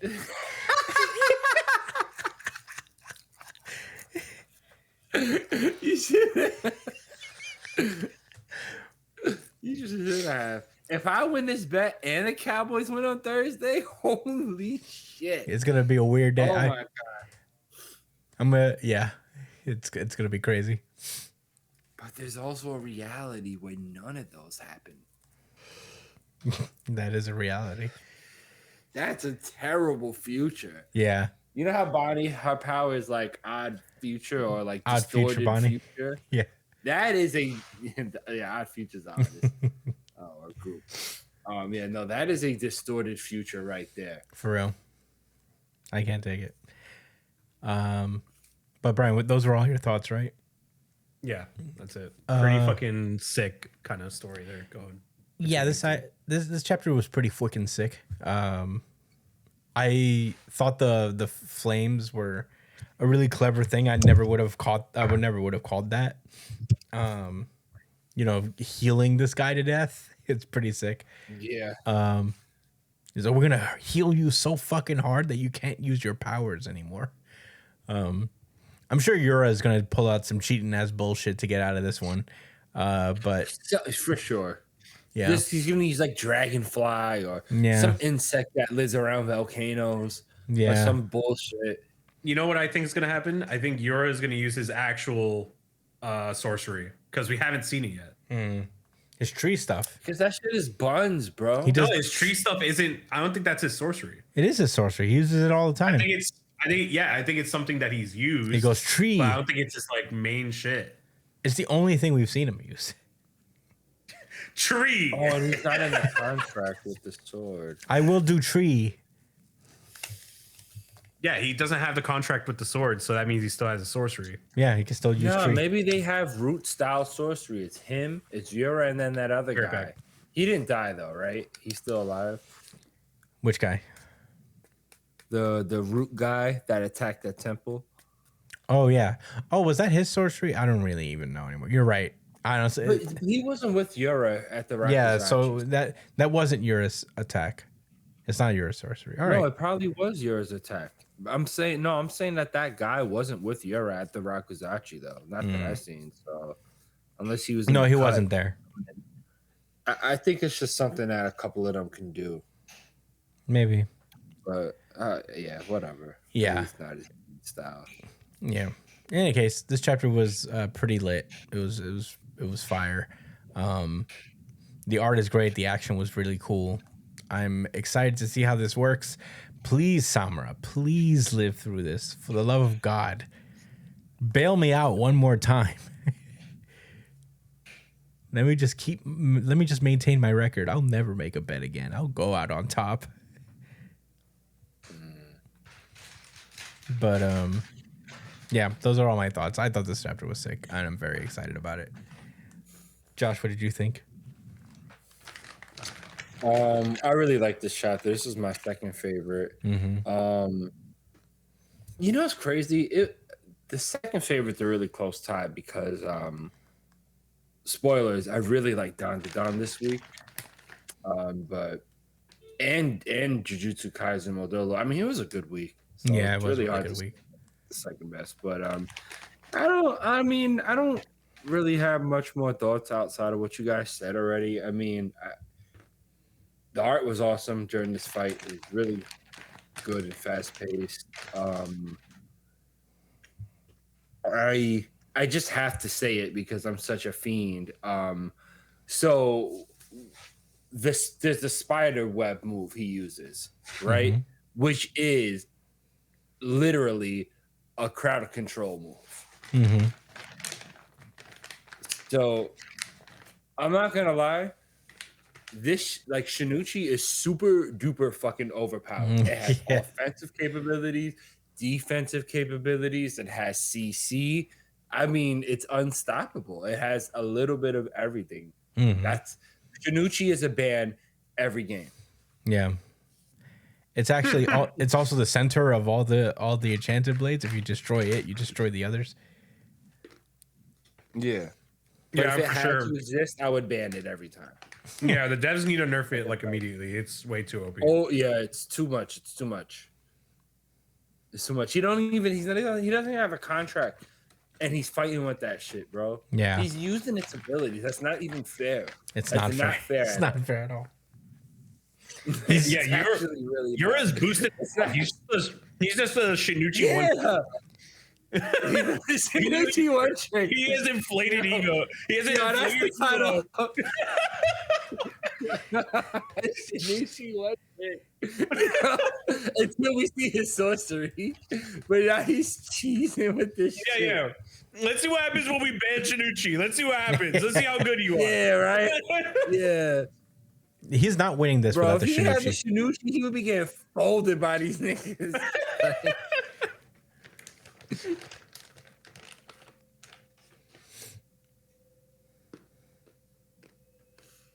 Bro. Yeah, I don't have any more thoughts. That was fucking hilarious. All right, hell yeah. Well, I suppose we can move onward to the next one. I hope he turns his sword into some guns. Jujutsu Kaisen Modulo. This is Jujutsu Kaisen Modulo, chapter 13, Acceptance. Last we left off was JJK. Shit popped off last chapter. Word got out that the Earthlings have been killing Callians the entire time, but really they're just cursed spirits. Yeah, and now it's getting kind of. Wait, what did you say? I said propaganda. Propaganda. So, yeah, and you know there seems to be some kind of ambiguity as to whether Callians and cursed spirits are actually the same, but you know there was like a big standoff between the Rumelians and the Earthlings, and it ended up in Cross being shot like 3 times by one of the Jujutsu sorcerers, as tensions were high. And we cut to away from that. We don't pick up where we left off immediately. We start as Cross is in the hospital. He is under IV drip. He is knocked out. He's in some kind of coma. And we see that Maru is now by his bedside, and they're like, why did this happen to Cross? And they were like, they thought he was going for his sword, so they shot him. And he's like, Cross was going to draw his sword? And he's like, and the angry Remulian that we've been dealing with this whole time is like, no, if Cross really wanted to fight, that Scrub's Rolaluka would have never even touched him. So That scrub. A fucking Scrub. Squibbity squabble. So, you know, he's like, Jabaloma is like, Cross was searching for the wisest decision, putting Rummel first even at the end. And he's like, stop talking like he's dying. He ain't dead yet. It's gonna take more than this to bring down a smartness like Cross. Are you okay, Josh? I just thought about. I just gotta wait. I actually thought about a funny ass joke. Okay. But we gotta wait. I gotta wait all the way to the end. Okay. So we then cut to the human side of things. We see that Usami is severely injured. We do not know what happened to him at this point.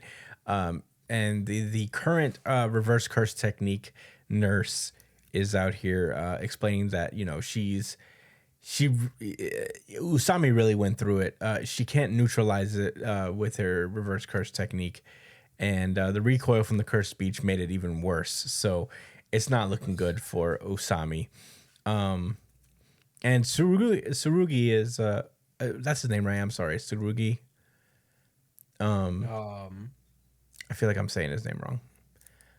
But I think that's correct. Yeah, okay. So he's like just kind of taken aback. He's like, well, Usami's a grade 1 sorcerer.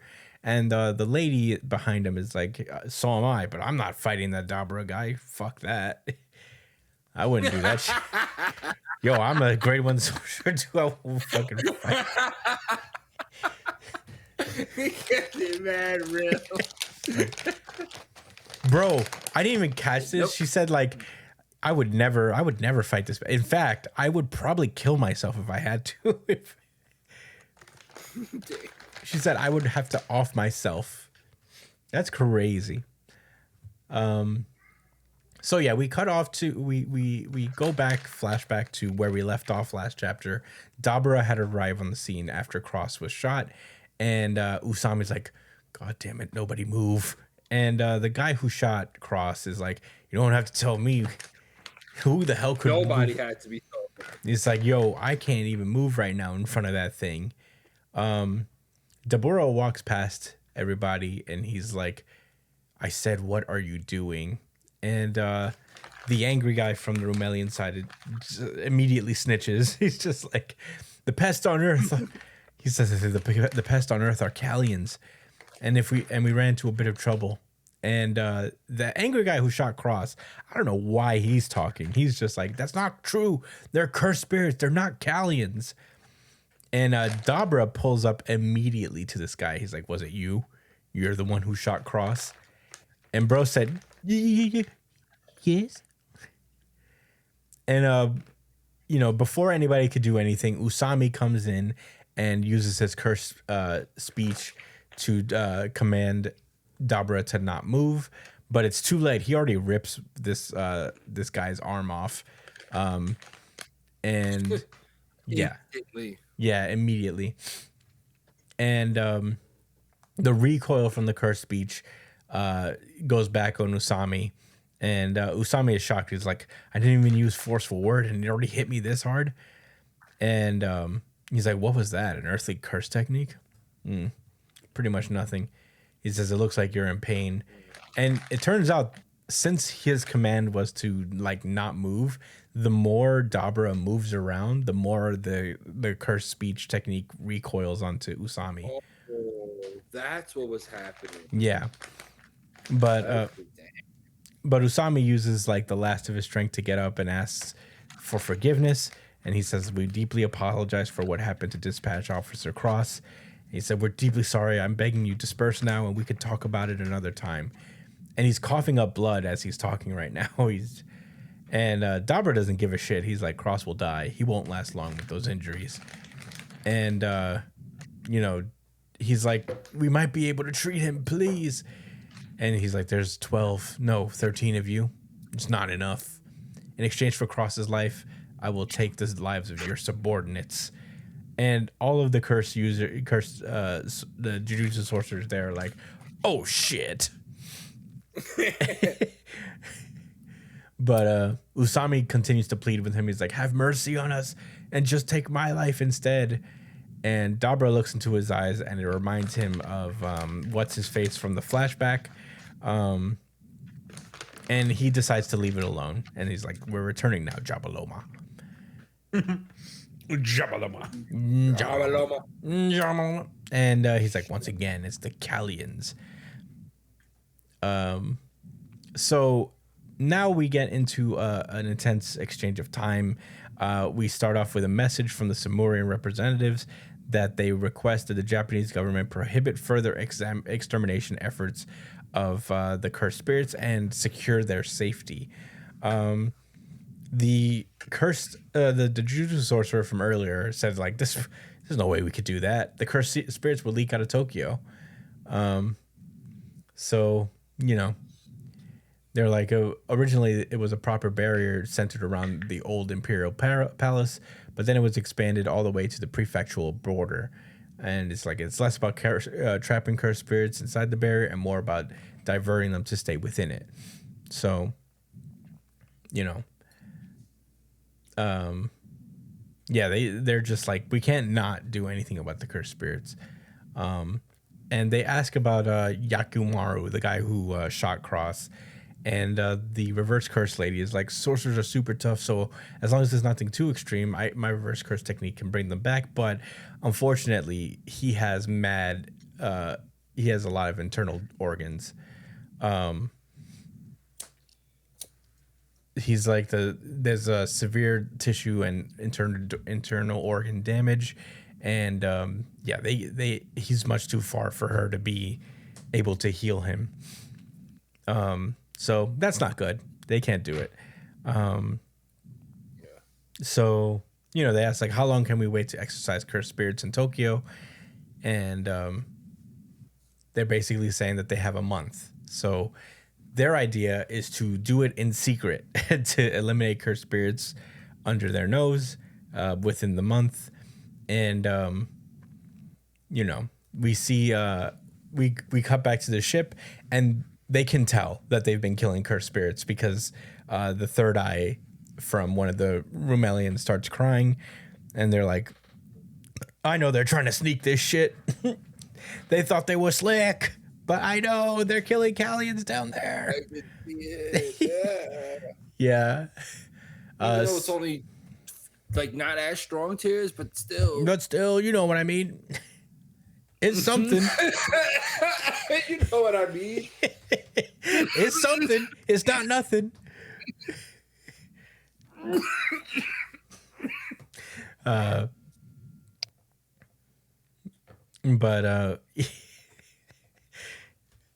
We then get another message from the Samurians saying that we hereby designate the mass killing of cursed spirits as an international crime, and therefore demand Japanese government take international responsibility.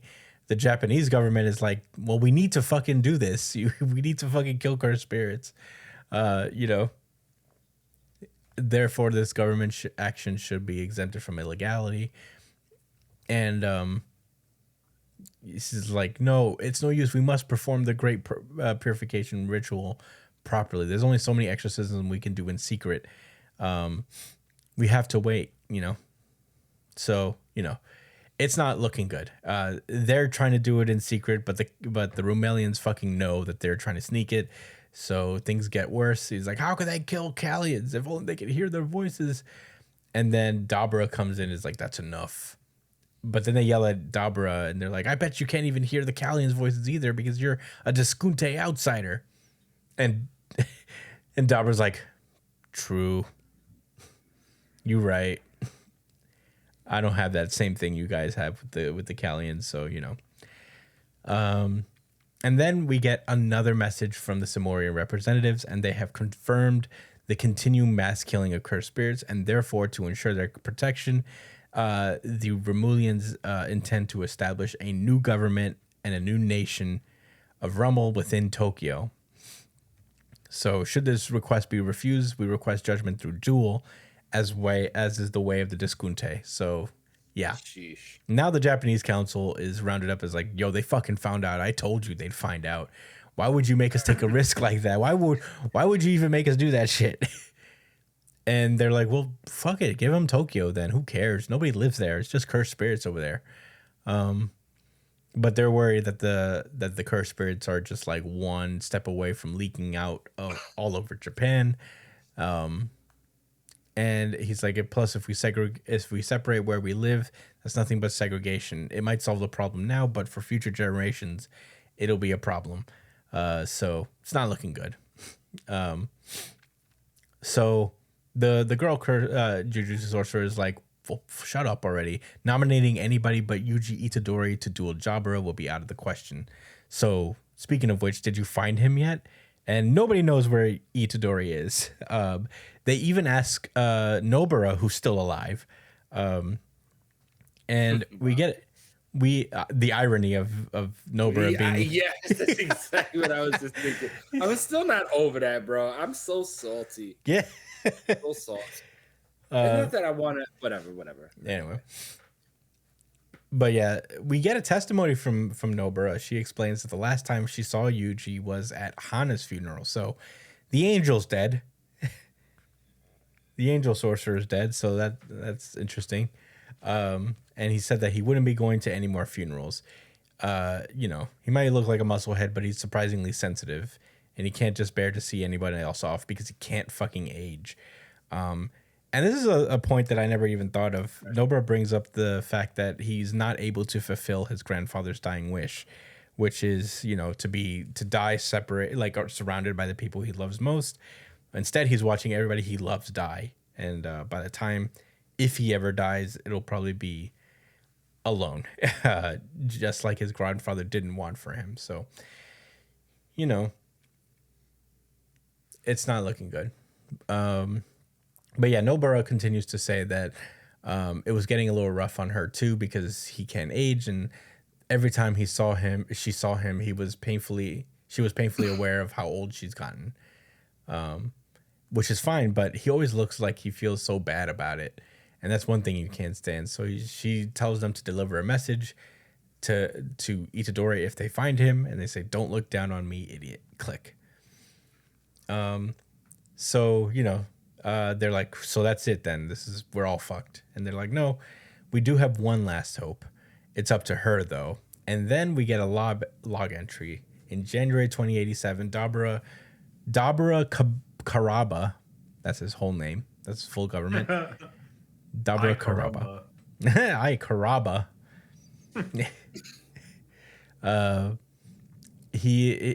Dabra is the representative of the Romulian tribe and has issued a challenge to a duel for the purpose of safeguarding cursed spirits and demanding the relinquishment of Tokyo. And the Earth representative in the fight is Yuka Okotsu, who is fighting on the Earth's behalf, and she has accepted. And we end on this page that is very reminiscent of when Okotsu came back right before the culling game and said that he would kill Itadori. Yeah. Holy moly, what a chapter. Josh, what did you think about Jujutsu Kaisen Modulo chapter 13? So this is what I've been burning to ask, right? But before I ask the question, Chris, have you ever heard the term of a throw pick? No. Okay. I could try to explain it. And I want to explain it in a more general sense. Brian, do you think you could explain it in a general sense that's not specific to a game in particular? Okay. I'll try to in football terms. Okay. Okay. So it's the Super Bowl. Uh-huh. The Chiefs the Chiefs are there. The Chiefs are against the Eagles. Uh-huh. Again. Uh-huh. Everything's on the line. Uh-huh. And the head coach feels like trolling, so he benches Patrick. He benches Patrick Mahomes and puts in the backup quarterback instead of Patrick Mahomes. Uh-huh. and the backup quarterback in this situation would be Yuka. Yeah. Whoever, like someone that's clearly not as good as Patrick Mahomes, does not give them. Not only does it not give them the best chance to win, arguably gives them a much, harder, much harder time simply because he feels like it. Right. Most of the time it's like done with intent. Sometimes it's done because, the people don't really understand that they have a throw pick. So with all of that said, guys, is Yuta a throw pick for Japan? Well, yeah. Oh. Well, they can't find Itadori. And she's the second best, I guess. Like, wow. They did say that Jujutsu sorcerers have gotten considerably weaker since the culling game, or since the Inhuman. She already Makio. looks like she's dying. As she she's is walking dying up for this fight. I feel like that's why she accepted it, because she was like, "Well, I'm about to die anyway." So yeah, okay. If someone's got to die, it might as well be me. Yeah, I mean, that's Tsurugi, exactly what this is. This is literally a throw pick. Well, Tsurugi can't use cursed energy. They're tanking. They're tanking right now. Tanking. Japan is tanking. They're taking this loss for hopefully a better draft pick in the future. Maybe they're betting on Yuji showing up to save her because she's Okotsu's grandchild. That's what's gotta happen, right? They've mentioned you like Itadori too much for him to not pop up and be. Imagine he never shows up in this series. I would be a little tight. Yeah, I would also be a little tight. This wouldn't be the first time Gigi has upset me, so in a spectacular way. So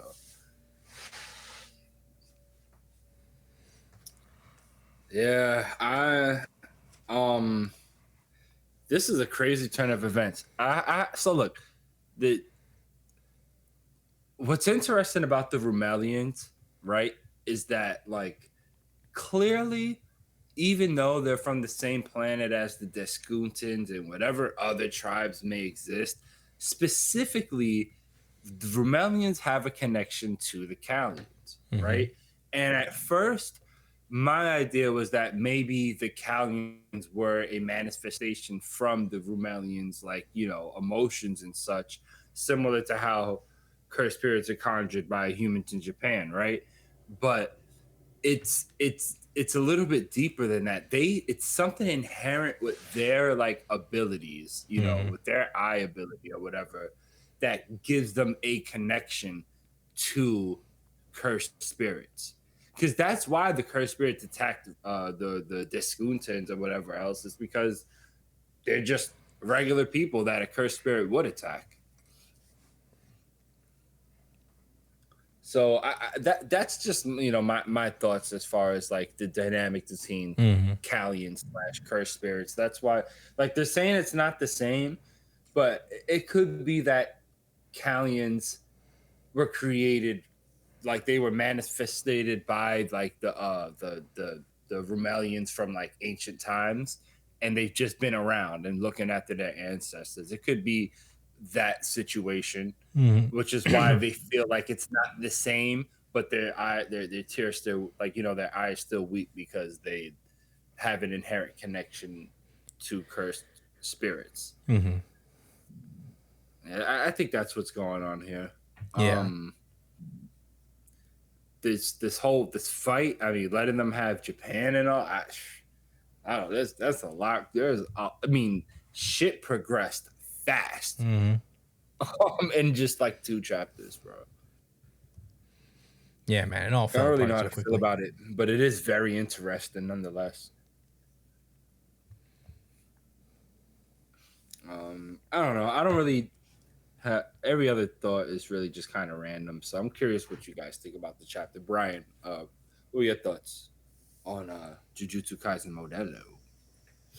I don't have too much to say that you haven't already said. I just wanted to bring up the fact that Usami kind of looks a lot like Higuruma in this chapter a little bit. Like when on chapter 10, I feel like he kind of has some Higuruma vibes there. Yeah, he does kind of look like him, I guess.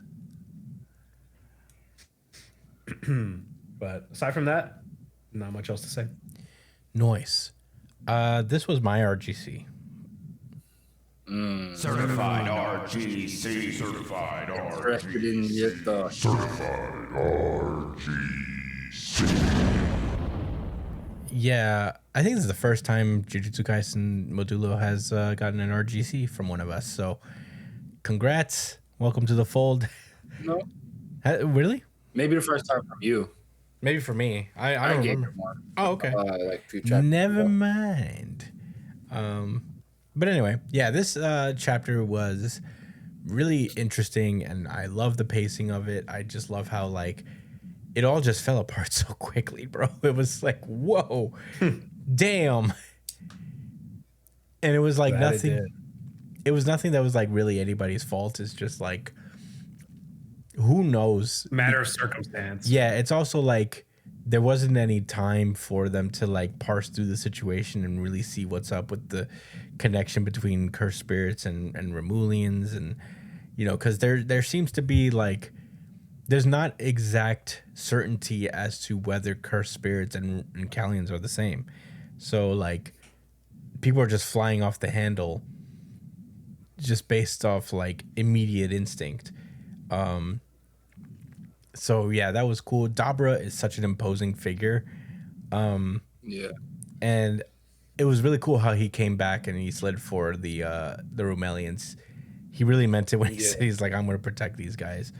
And yeah, he's such an imposing. I want Itadori to fight him so bad. I wanted to see what's up. Yeah, man, I really want. I wish Sakura could come back and fight him. That would be fucking awesome. Oh, but yeah. I guess it would have to do. Yeah. Bro, it's pretty crazy. Usami did his Sukuna thing. would be so thrilled. Yeah, he would.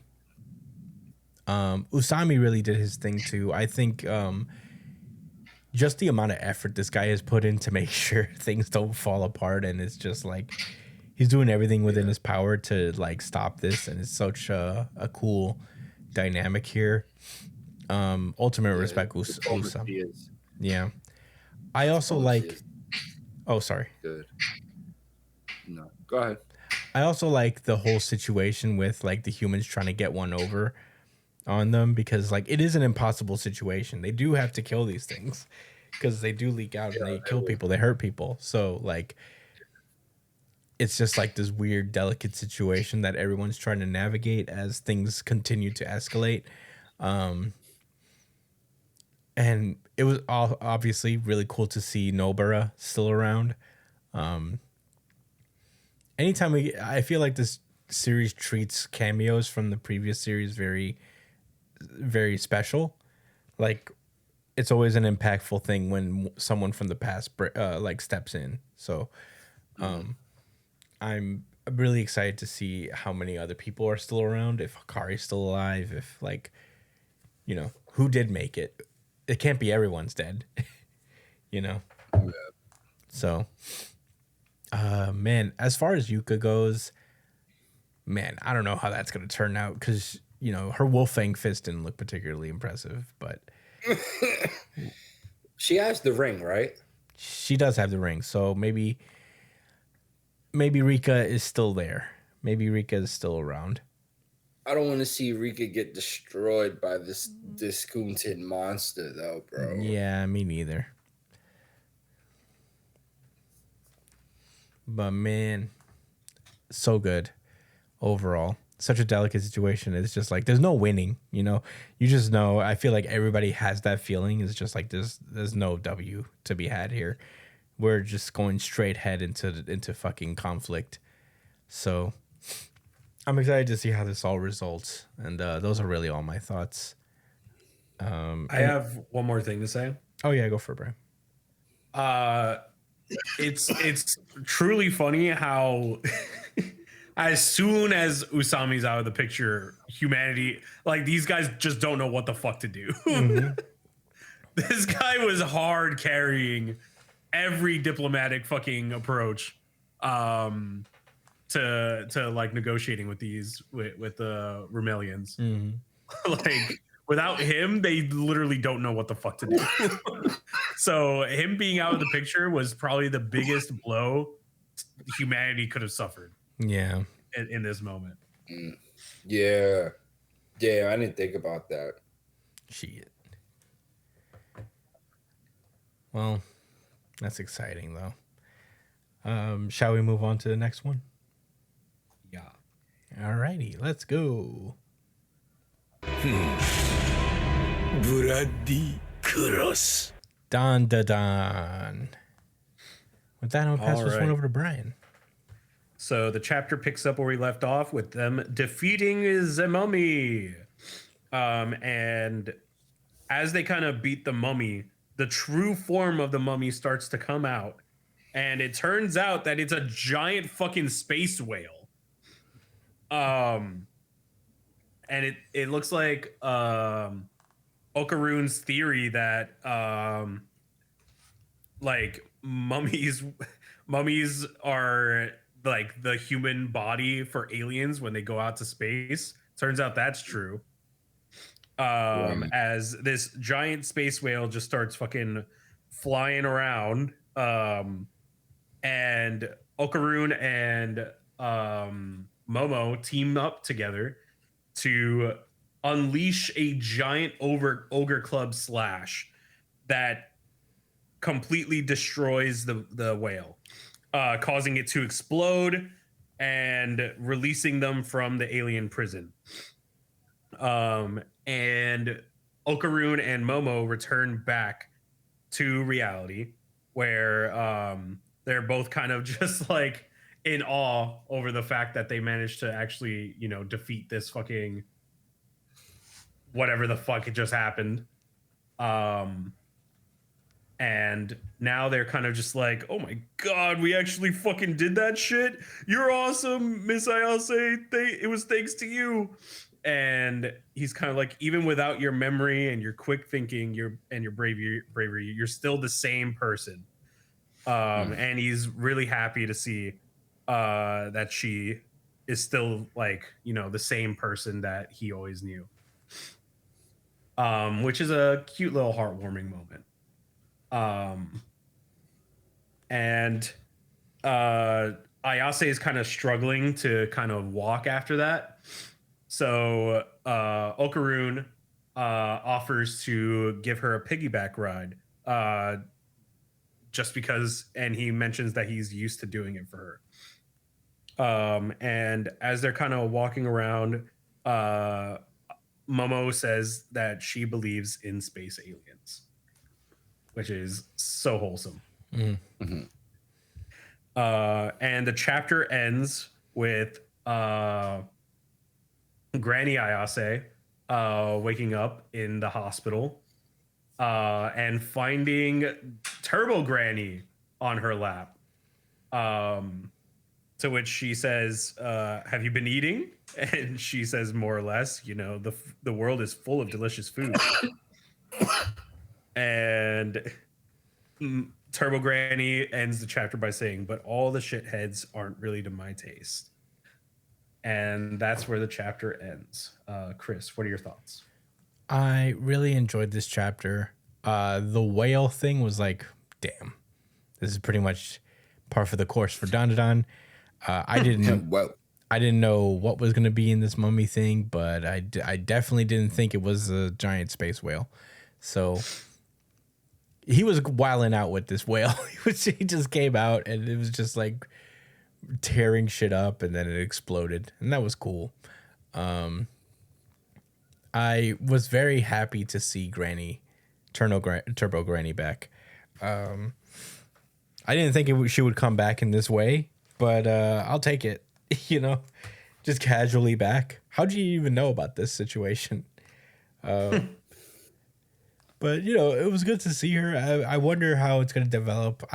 I have a feeling that she's not going to immediately go back to Okaroon. So I agree.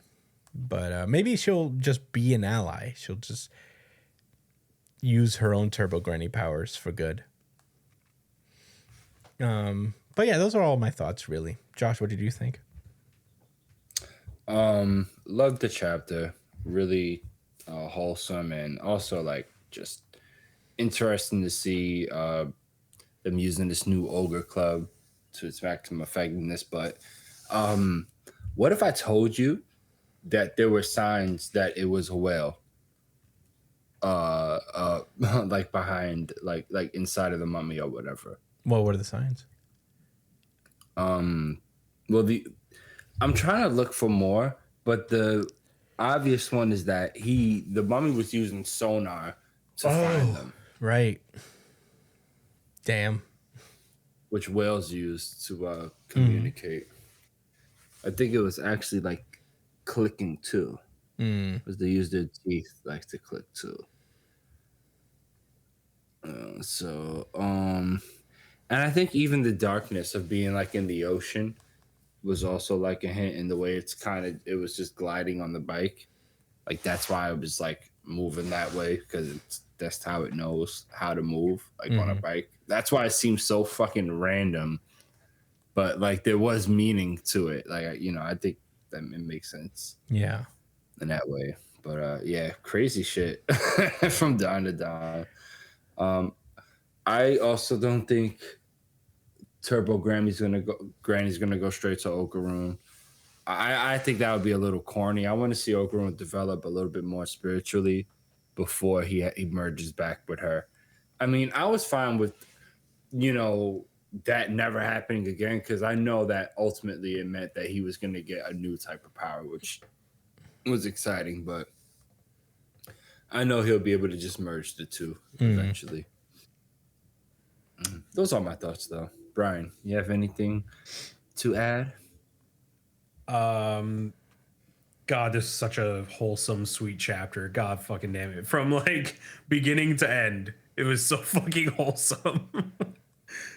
But I really loved the end with Turbo Granny, coming over and being there for Seiko. It was so fucking cute. And she just looked so pleased sleeping at Seiko's like legs. It's so fucking cute. But that's it. Those are my thoughts on that. Hell yeah. Well, all right. That was Dandadan, and that has been our show. Thank you guys so much for listening. As per usual, you can find me at the Chris Espinal on Twitter and Instagram. Josh is at JDCole_37 on Instagram, at New Jump City Josh on Twitter. Brian is at b.esp on Twitter and Instagram. You can follow him where he's streaming at twitch.tv/It's Punchline. Email the show at newjumpcitypod@gmail.com. Please do so. We need more questions. We just answered the last batch today on our pre-show chat show, and we'd love to see more. If you want to also comment your questions, that's also acceptable, and we'll read your questions on the show as well. Subscribe to us, like, share, all the stuff that you need to do to help us out on the algorithm. You know how it is. Yeah, with that, have a good night, everybody. Stay safe, New Jump citizens. GG. Peace out, y'all. Thanks for listening. Yeah. Man, that whale got done greasy. Yeah.